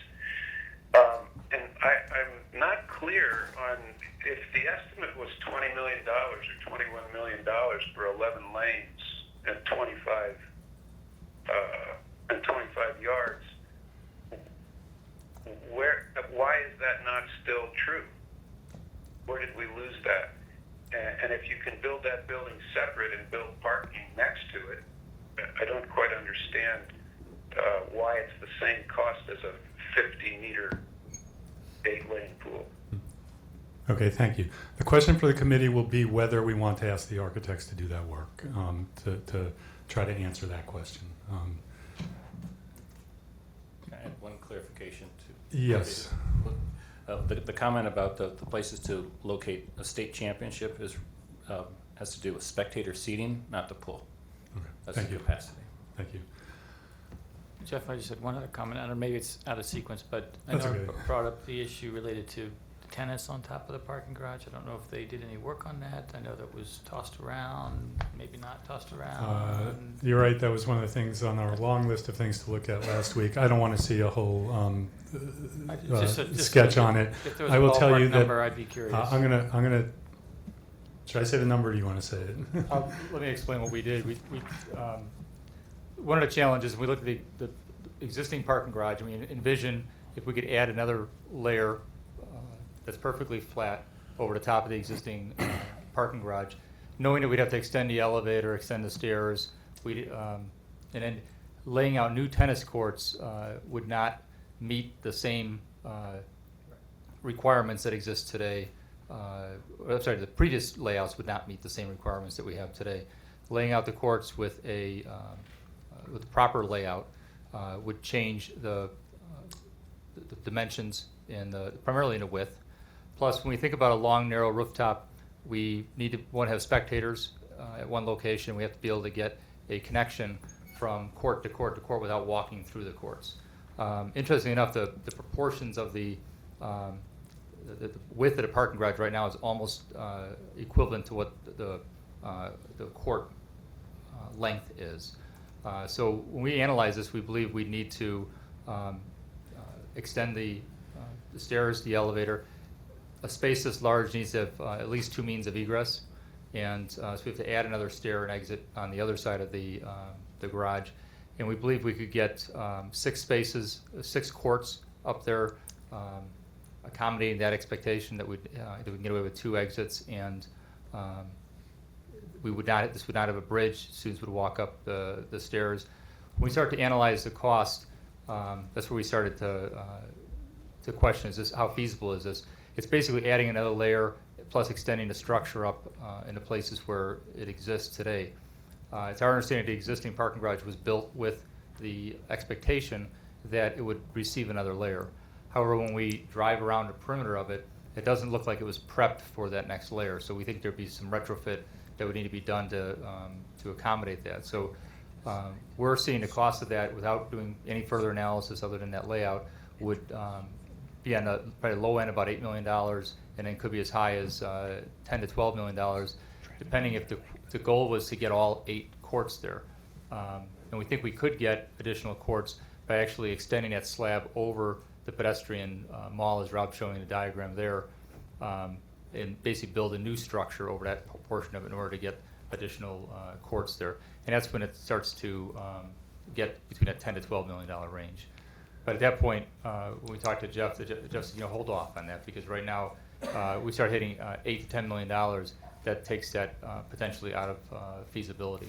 Right. At the same time that the coaches are still saying that they really have very bad feelings about playing up that high and issues of netting and all that sort of stuff. So we just thought it was not worth continuing that conversation. Thank you. Might be able to get lights, but it's not. Yeah.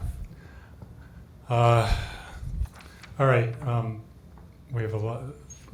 The agenda gets too long sometimes, but I just want to go back to the agenda. The next thing that we had on this was to make a couple comments about the renovate plus off-campus option update. And we have Leggett listed on here, I think primarily around the question of clarifying the costs if we renovated the current pools. Is that right? But before we do that, I just want to comment on the offsite portion before we talk about the renovating portion. And Steve, why don't you weigh in if I miss anything? But I would just say that there have been 2 conversations. One was with the Park District around revisiting the question of Ridgeland. The question has been asked many times about whether Ridgeland could be enclosed, and the answer is extremely complicated, expensive, would lose the kid pool, would have all the political issues of enclosing that pool, and would take a long time to have that conversation. I mean, Steve could probably go through other factors on it. The Park District would be losing income because it's currently an income producing, maybe not, is that? Depends how much you charge to high school. That's right. That's right. But and so we left that conversation feeling with all that we've heard from you and from the community on this, that it would be such a difficult conversation and take so long that I would actually recommend that we take that off the table for now. But if people want to hear more about it, I can ask Steve to say more about it. What's the sense of the? Let me just also say that we've looked at properties on Madison, not that we've looked at properties, we've had those conversations. I was actually introduced through the Oak Park Development Corps to a developer who had worked with a private swim school that's interested in perhaps coming to Oak Park to talk about whether we could maybe find a way for a public-private partnership on one of those sites on Madison.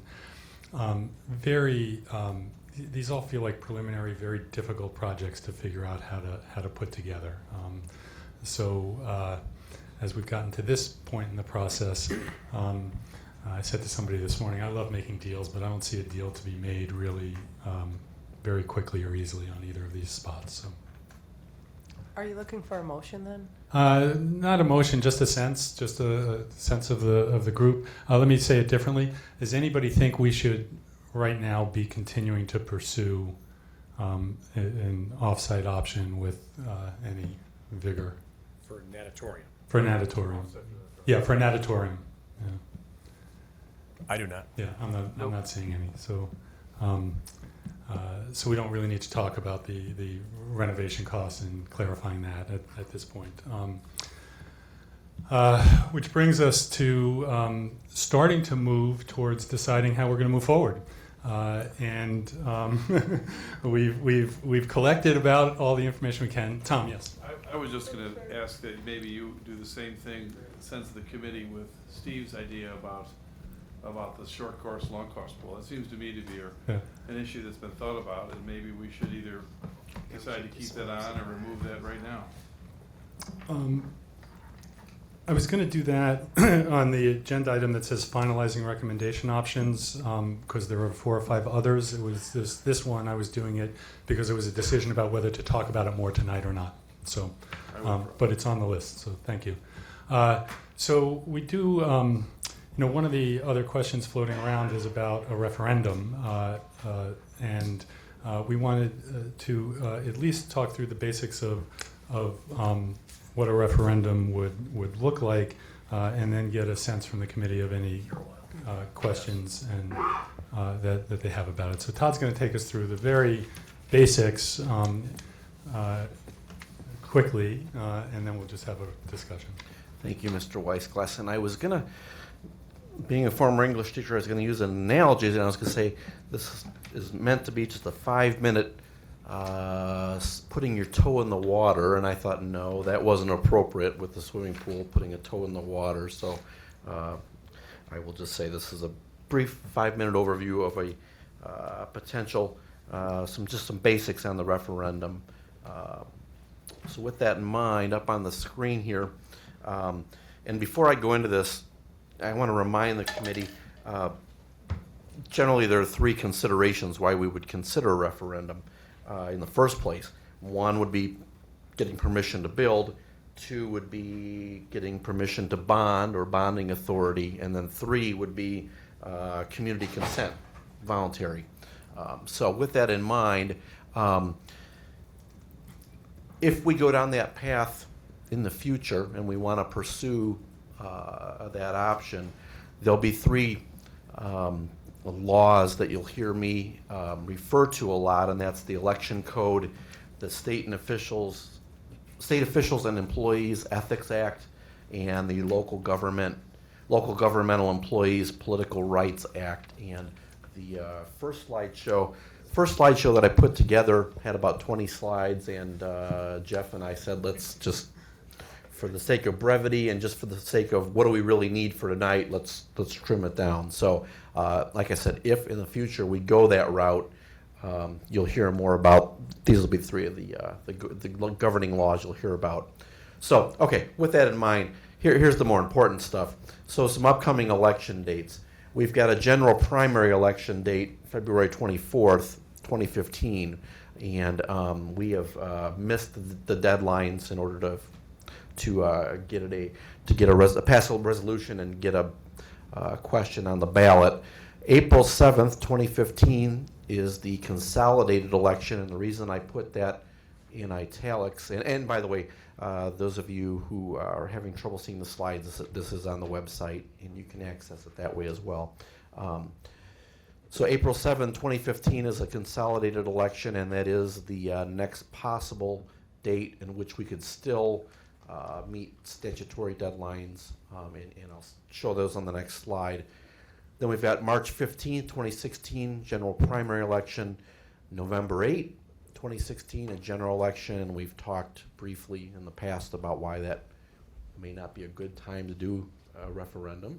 February 27th, consolidated primary election, and then finally April 4th, 2017 for a consolidated election. So looking in the near term, April 7th, 2015 would be our next viable option, because we've already missed the timelines for February 24th. So if, and I'm going to stress if the committee were to decide to pursue that April 7th consolidated election, we would need to adopt a resolution for a referendum, binding referendum for that April 7th ballot, probably January 13th, 14th, and 15th. And why do I give you a range? Because I'm not a gambler, and I don't like to I don't want to cut things too close and avoid any potential conflicts. So I think 13th, 14th, and 15th would be the perfect time frame to do that. January 18th is the 79th day before the election, and it's technically the referendum adoption deadline. The 19th, and January 18th, by the way, is a Sunday. We would not have more than likely, we would not have a board meeting on a Sunday. April 19th is the Martin Luther King holiday, so January 19th. January 19th, more than likely, we would not have a board meeting on a recognized holiday like that, which would bring the January 20th date, which is a Tuesday, which would be the last legal date, according to the Board of Elections, for the board to adopt a resolution on a binding referendum for April 7th, 2015. However, and this is just me, I'm not in favor of waiting till the 20th because I don't like to cut things too close, but it could be done. Then we have until the election, the Board of Elections states that we have till the 68th day before election to certify that ballot, which would be January 29th. So if we were to go down that path, and you're hearing me use a lot of hypotheticals, if we were, all those types of things, and let's say we did so on January 13th, 14th, and 15th, then Steve and I would have, Dr. Soya and I would have to take it down to the county clerk's office by the 29th in order to certify it for the ballot. I have a question. Yes. Is there anything about the way the law is structured that would cause our board to know precisely where we want to build a pool before actually voting on a resolution to go to a referendum? As I understand it, everything that we've talked about is going to cost above $50 million. It's also my understanding that our debt limit is a little less than 50 million. Tell me if I'm right or wrong on this. So there were. You were ready for me to answer. You're kind of mixing two things, Yes. but go ahead, Jeff. I'm trying to find out whether it matters what the precise location of the pool is in order to decide when we want to go for a referendum. Okay. I think I can, you asked a couple questions in there, I think. I don't think there's anything about the location of the pool if we want to decide to go for a referendum.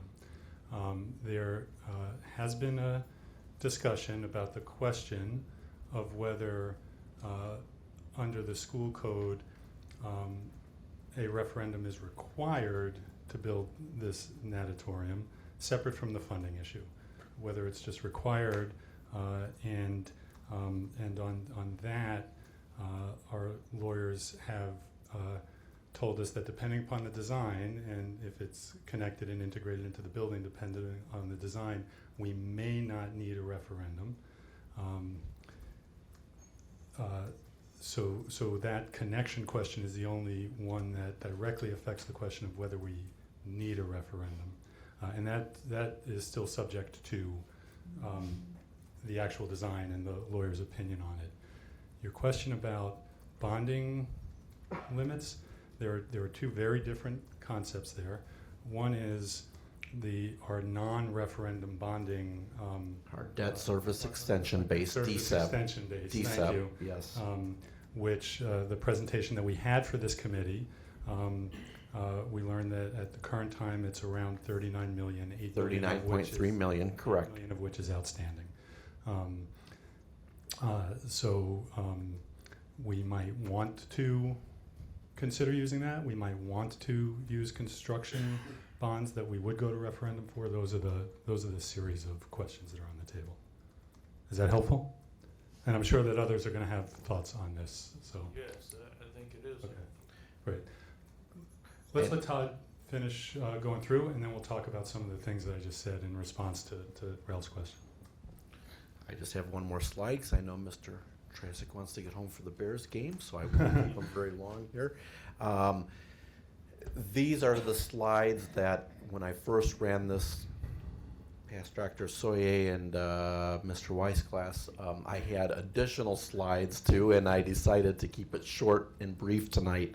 But if, and again I'll stress the word if we go down this path in the future, we would certainly have to talk about the election code general principle, which is basically the use of public funds. We would have to talk about permissible board actions, what board members can and cannot do during a referendum. We would have to talk about forming a voluntary citizens committee who would be really the advocates for the referendum. I know in a previous district we had a say yes to education committee with all the buttons, and they would be the ones that would help us. There are board actions to be avoided, so we would talk about that. We would talk about, again, the State Official and Employees Ethic Act, which would give us the scope of what board members and district employees, it defines political activities and what we could and could not do. And then finally, financial reporting. Any money that's raised would have to comply with the election code, fundraising, and reporting requirements. So again, if we were to go down that path and make that decision, that's an endeavor, a journey, an adventure, something that we'd want to take on in the future. Those are some other topics that we would have to investigate and talk more about. Okay, thank you. So any questions for Todd or any general comments about the referendum issues? Peter? I don't have any questions for Todd, but I do have lots of opinions on the need to run a referendum.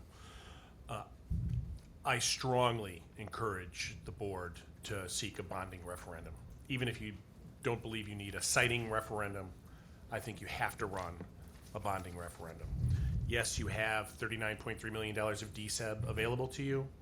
I would suggest that this board has made great leaps in creating trust in the community, in transparency. I think this process has been run very, very well. Kudos to you. But I don't think you can spend this much money without asking the voters' opinion. I think you really have to go out and ask. And this is an ethics question more than it is, but you don't need to ask for D7. I know that, Todd. No, I was going to make one comment to you, Peter, and that is, if we do a bonding referendum, the question in the ballot has to be specific as to how much we're asking.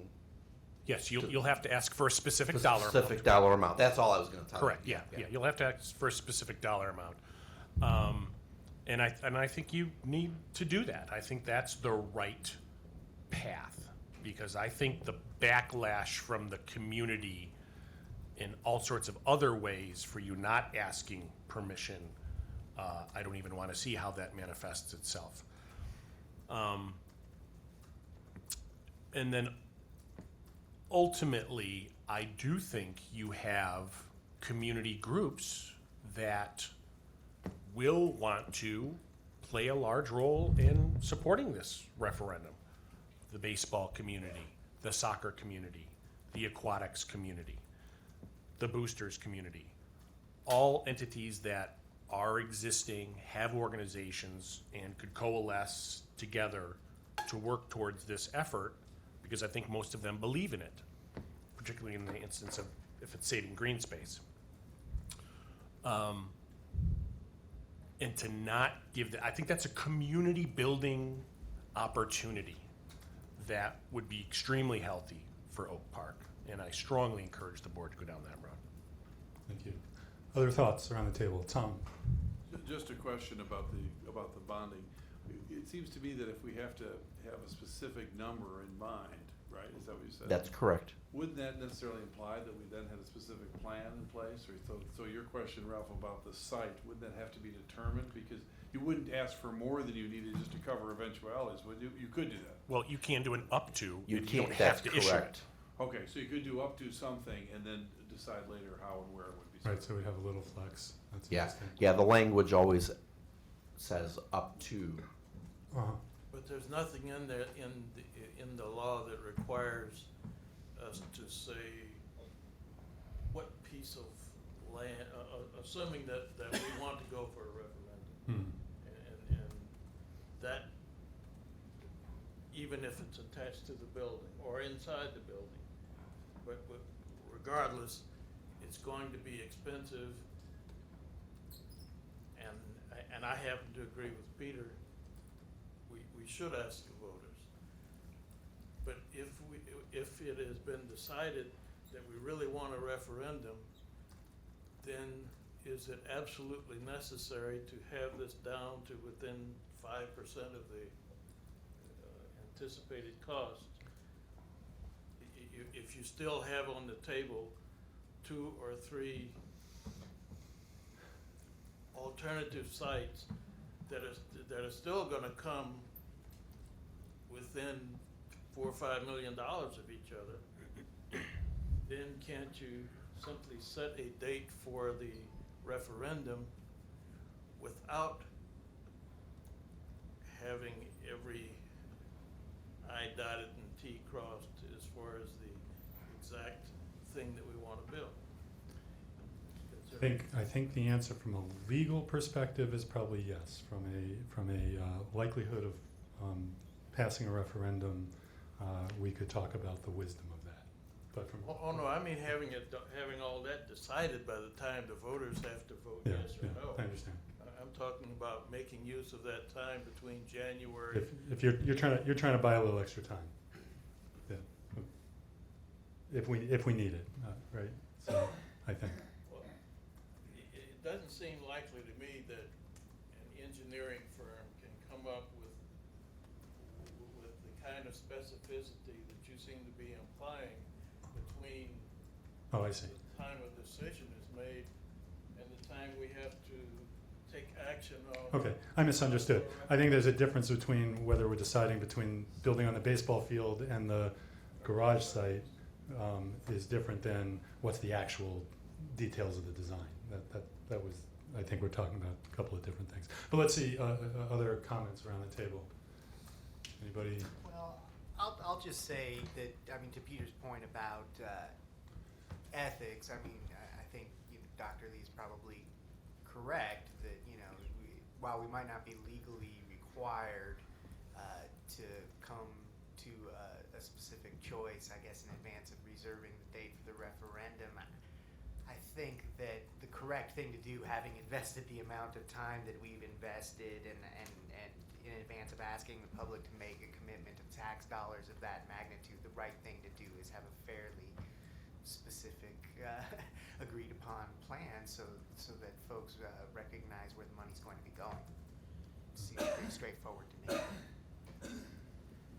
Yeah, I would agree with Adam on that too. We need to have some type of not all the I's are going to be dotted and T's crossed by January 15th, but we need to have a pretty solid plan and be able to answer questions about people's concerns about whether we decided to, what are we doing with parking if it's on the parking garage, what are we doing with green space if it's on the baseball field, et cetera. Those have to be vetted out, and we have to have answers to those questions on why we're doing this. Thank you. Mary? Just so we're clear, the entire cost of whichever, the project is not going to be paid for by bonds. I mean, there's an amount of money that's already set aside for this, and then we're just looking for the additional cost. So let's say, I'm just going to throw this number out there just for hypothetical. Let's say 25 million is already reserved for this cost, and we choose the parking garage at 47 million. So we just need another 22 million in bonds to be issued. And then the referendum could be, if we do choose to do a bonding referendum, a portion of those bonds could come from the D-sub, and then a portion could go to referendum, construction bonds, so we're not eating up all of the D-sub bonds.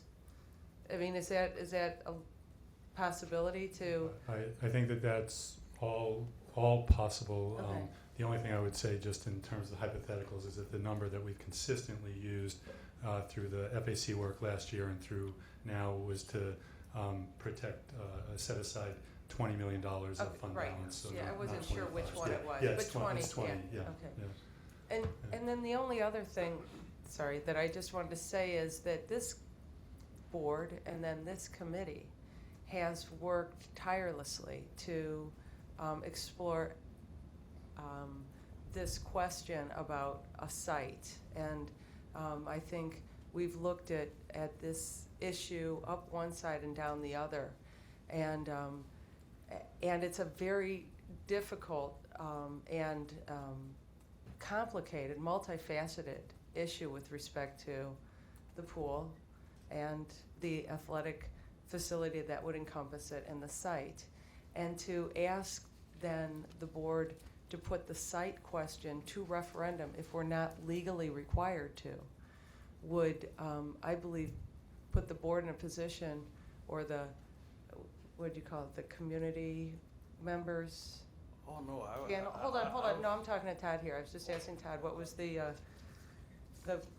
Citizens community. Citizens group, to educate the public on all these issues that we've spent the last 8 weeks or 9 weeks educating ourselves on, and then in the years prior to that, educating, to try to do that in a 2 or 3 month period of time to get that site question fully vetted and answered to the community, I think would be doing a disservice to the community. I think that the community elected the board to make informed decisions, and I think that the board, through the leadership of Mr. Phelan and also you, Mr. Weisglass, has, put this committee together to educate on this issue of the pool, to go back with a solid recommendation that the board can act on.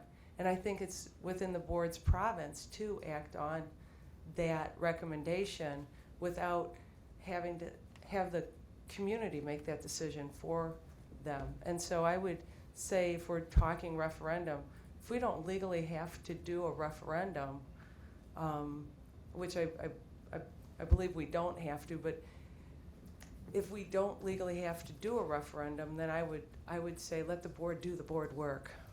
So I just And on the site issue. I understand. So a couple clarifying things of that. One is that you're separating the idea of a approval of the building from an approval of a bond, and suggesting approval of the Correct. building.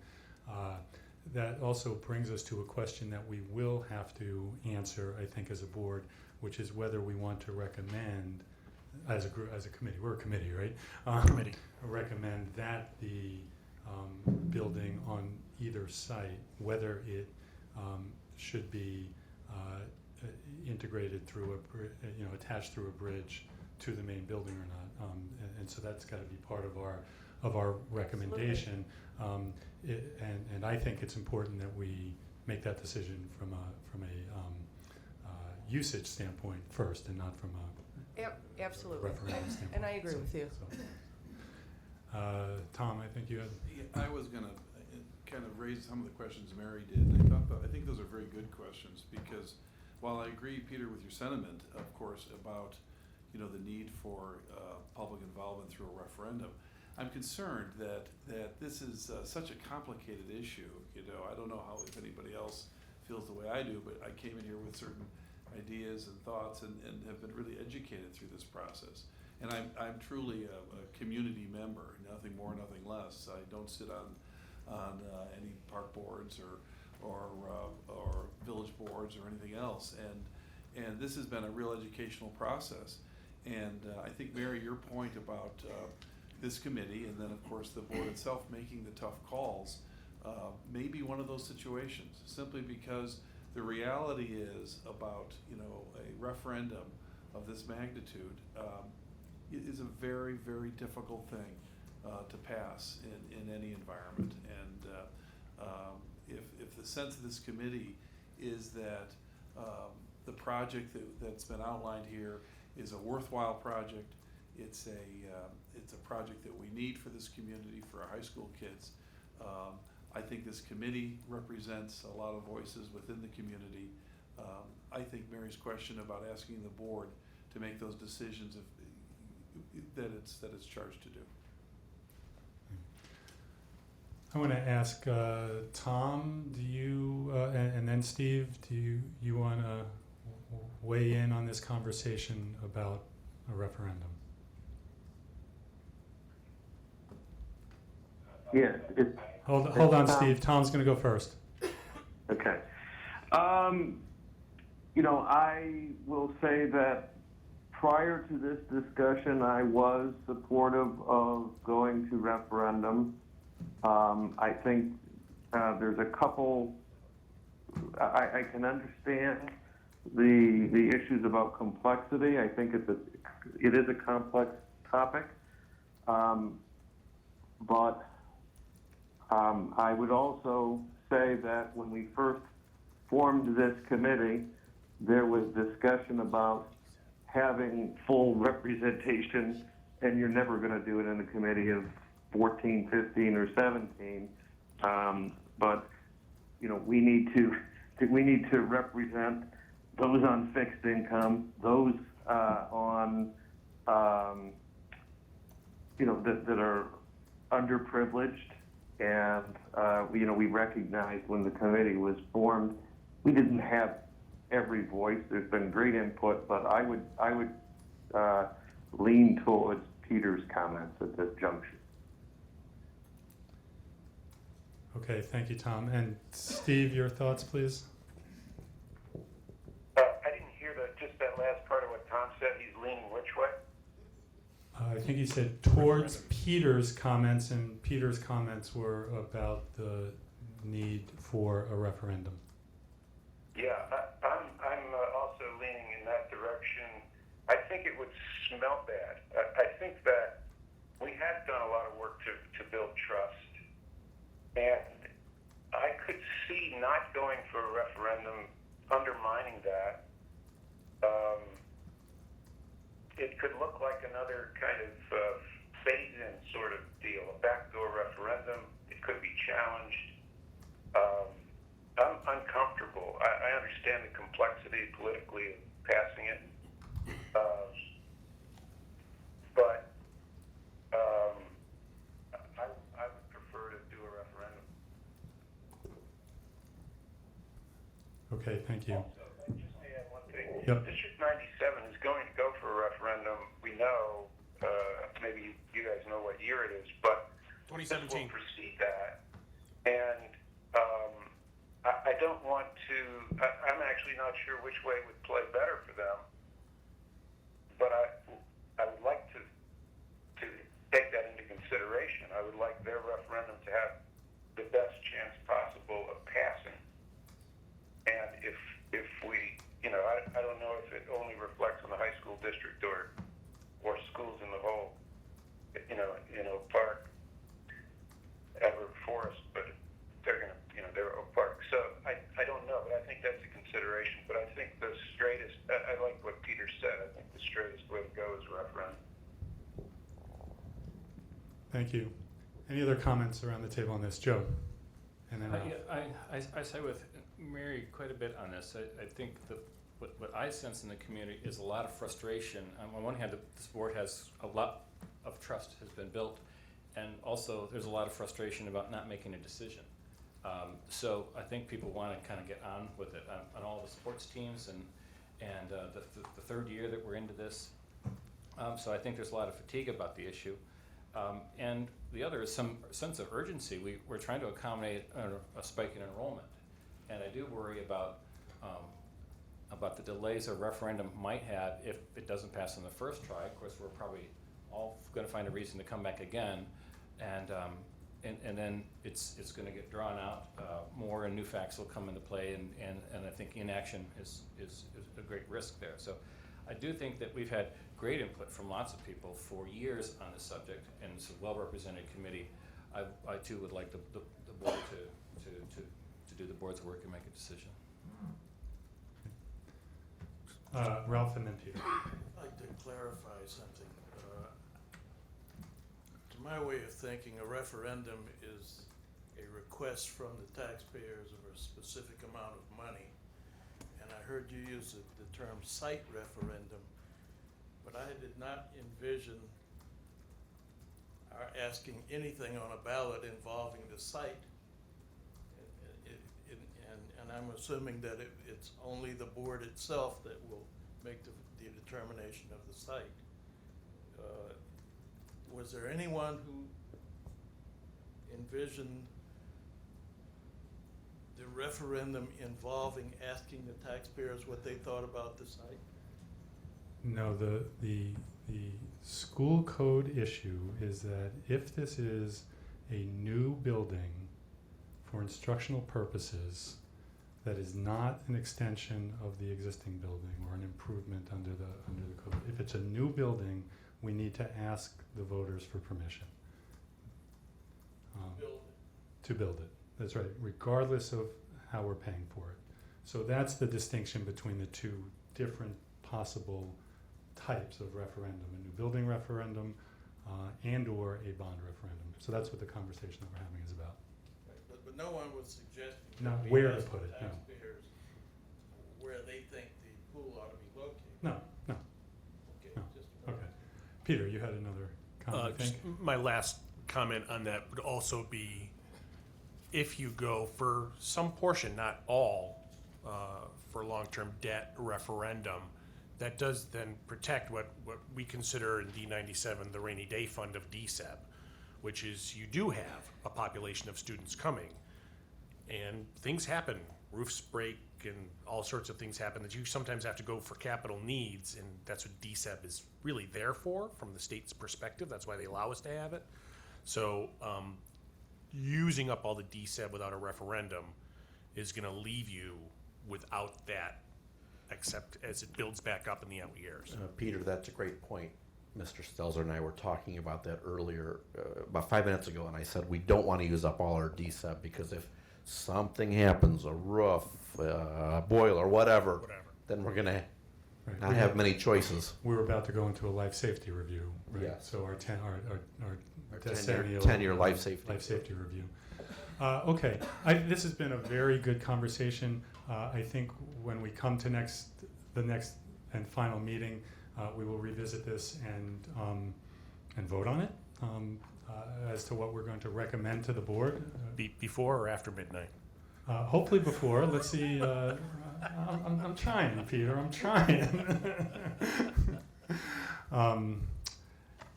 So I'd also then like to move to the finalizing recommendation options portion of the agenda for right now. And I'm just going to think out loud for a minute here because I haven't done a lot on this, but I think what's going to happen when we come to next week's meeting is that, I mean, we could decide tonight or get a sense of which options we think are most viable, but I think we should entertain motions next week from the committee for pretty much any option, and if they get seconded, we'll vote on them. You mean in January? In January. What did I say? Next week. Nah. Sorry, January 5th. which feels like next week because Friday the school goes on holiday and it's the next Monday that we're back in school. So it's so on January 5th. But let me just walk through quickly what I think are on the table and get a sense of anybody thinks any of them should just come off now. I'm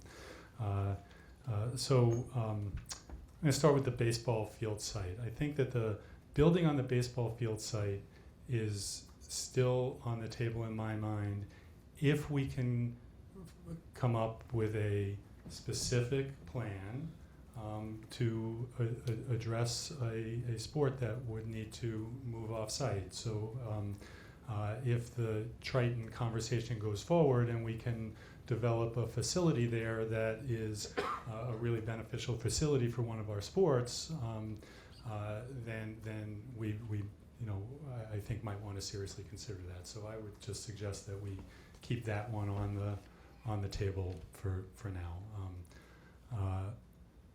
Seeing some nods. If anybody wants to say no, that's a bad idea, just speak up. I think going to Triton is going to have a significant long-term impact on any sports program. Just the transportation issues and logistics are going to. I would venture to guess kids will leave those programs. Just a guess. So I mean, it's like that was raised here. There's that's a 20-minute to 30-minute drive. I don't know how you make up that lost travel time in. So it's a very legitimate concern. Yeah. I drive out the sports zone, it's right around the corner. It takes me 20 minutes from North Oak Park. So. Other comments? My sense of the consensus, or not consensus, but with the feeling that we were going to be preserving green space, and so I would move to remove putting the pool on the baseball field, to eliminate that as one of the options.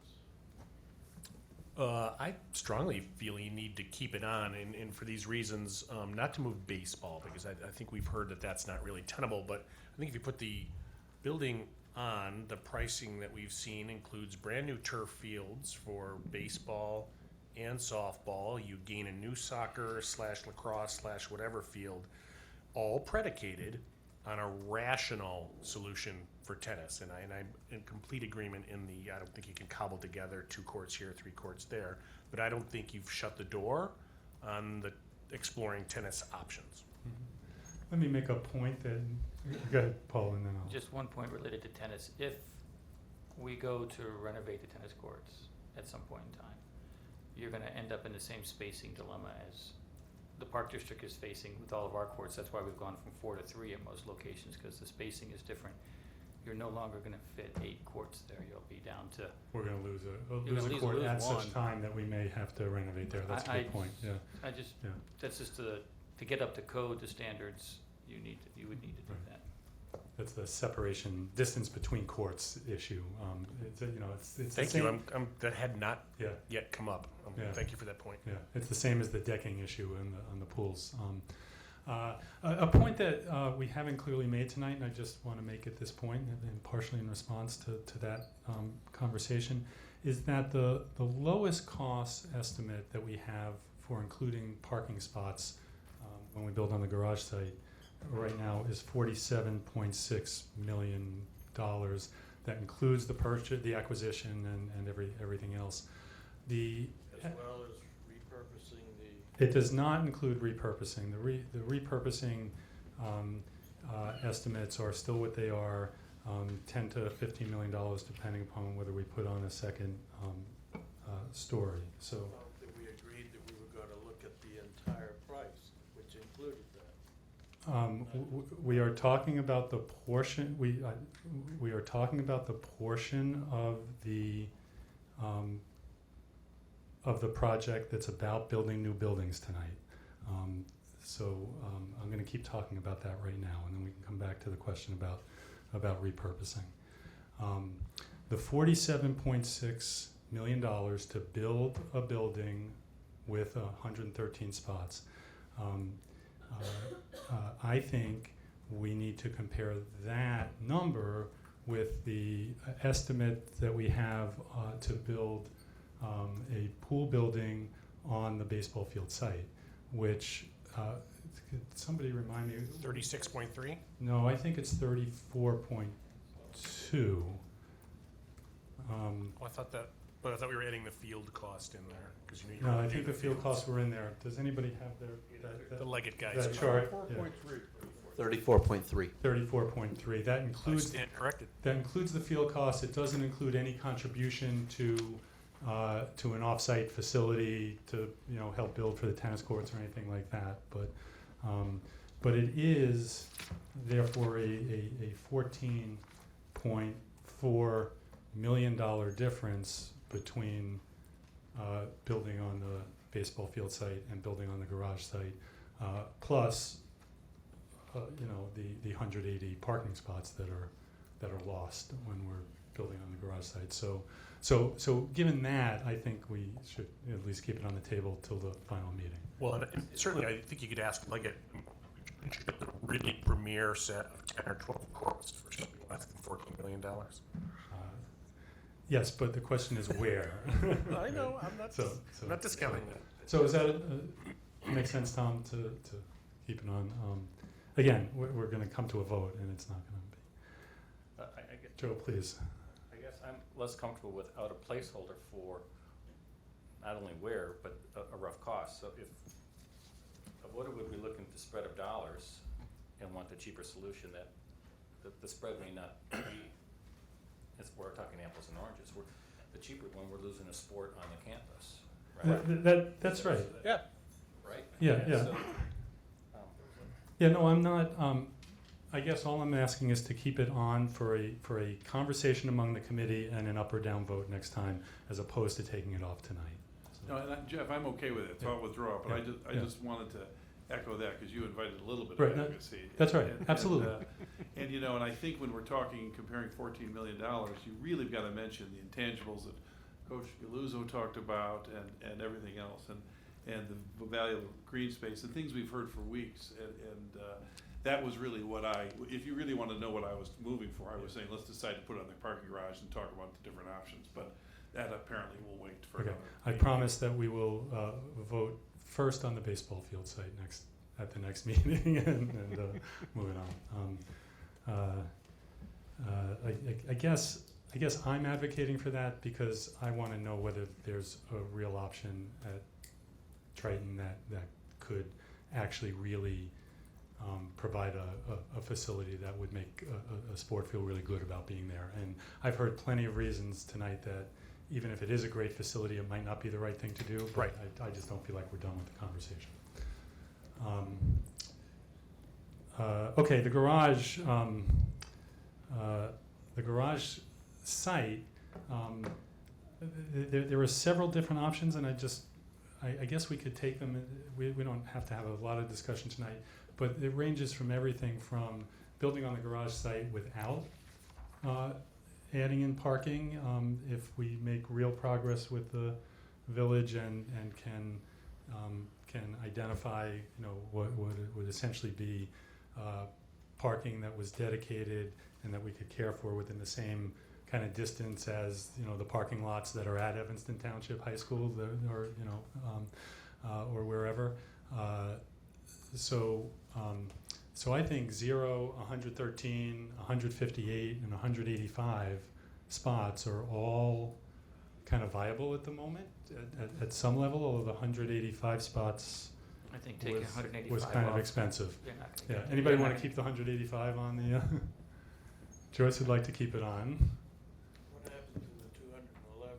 I didn't even go there. Why? Do we have a? Too much money, it seemed, Do we in my have a mind. number? I can't remember. See the numbers themselves. Well, we did talk about numbers earlier about everything except the 211. The 185 we were told was $63.2 million all in. So I just thought that was already at the high end. I'll move to remove the 185 space option. I think that's too expensive. I second. Yeah. So we're not moving tonight because we didn't have action items on the Right, agenda. can't take action. We're looking Just for a get a consensus. Joyce has asked to leave it on, and I would say that when we come to the next meeting, we make a motion. If it doesn't get a second, it's done. If it gets a second, we'll vote on it. I don't think, I think we're just sort of laying out what the possibilities are. Just for clarity, though, Yes. didn't we move a couple meetings ago? Didn't we move a couple meetings ago to take the zero space option off? We did. And it was We- only. It was an action item. We, It's an we- action item and- We did, and then when we came back to the following meeting and the cost for the 100 spots had increased by almost 20%, Tom asked if we could put it back on. Now, again, I would say the same thing. We don't have to formally put it back on tonight by consensus or otherwise, but Tom or anybody else could make a motion at the next meeting to consider it. So. I just brought that up. Yeah, no, you're right, and I appreciate you clarifying that. That's absolutely right, because we did take that off when we went through the 11. So I guess where I'm sort of landing, and really I am thinking out loud about this, is that we've got the baseball field site and the parking garage site with 3 or 4 different options. We're going to come to the next meeting and we'll make motions and we'll have conversations and we'll vote on them. And the work that will be done between now and then will be, oh, wait, we have to talk about the 11-lane pool. But the work between now and then will be on the parking garage site. Questions, can we make more progress on understanding the parking in the immediate vicinity? And with regard to the baseball site, can we make progress on what is even possible at Triton? Those are the 2 pieces of information that will come back. But now I just do want to ask the question whether the committee, Mary's shaking her head, I'd like to know why. Yeah. Okay, I'm sorry, I thought there was a question there.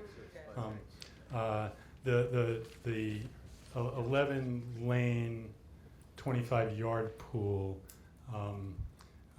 question is the only thing left on the table, whether we should ask the architects to examine whether incorporating that, we already have a price, we just have to go back and find it if we were to build that on the baseball field. Should we ask them to look at incorporating a much smaller pool into the parking garage structure to see what impact that would have? Any thoughts on that? Steve, please. What you just said about possibly putting it on the baseball field, if that happened, would there be space, assuming it's on the east, the east side of the field, on the west side, would there be space to build tennis courts? That's a question we would have to ask. I don't know.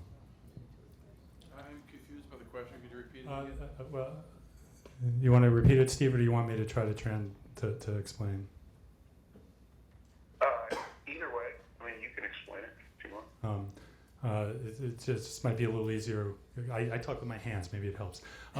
If the building that is on the was built on the the baseball field site, which currently is long and narrow and stretches across most of that area, if the pool is much smaller, then the building could be much smaller. And the question is, on the west of the pool, could we fit a tennis court?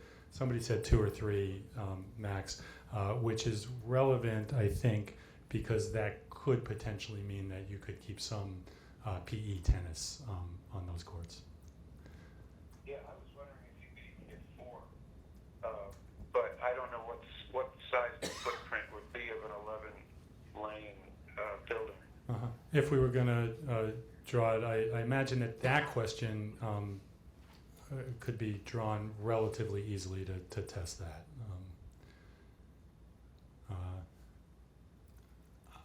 I will say I personally am not inclined to try to figure out how to put that building into the garage site.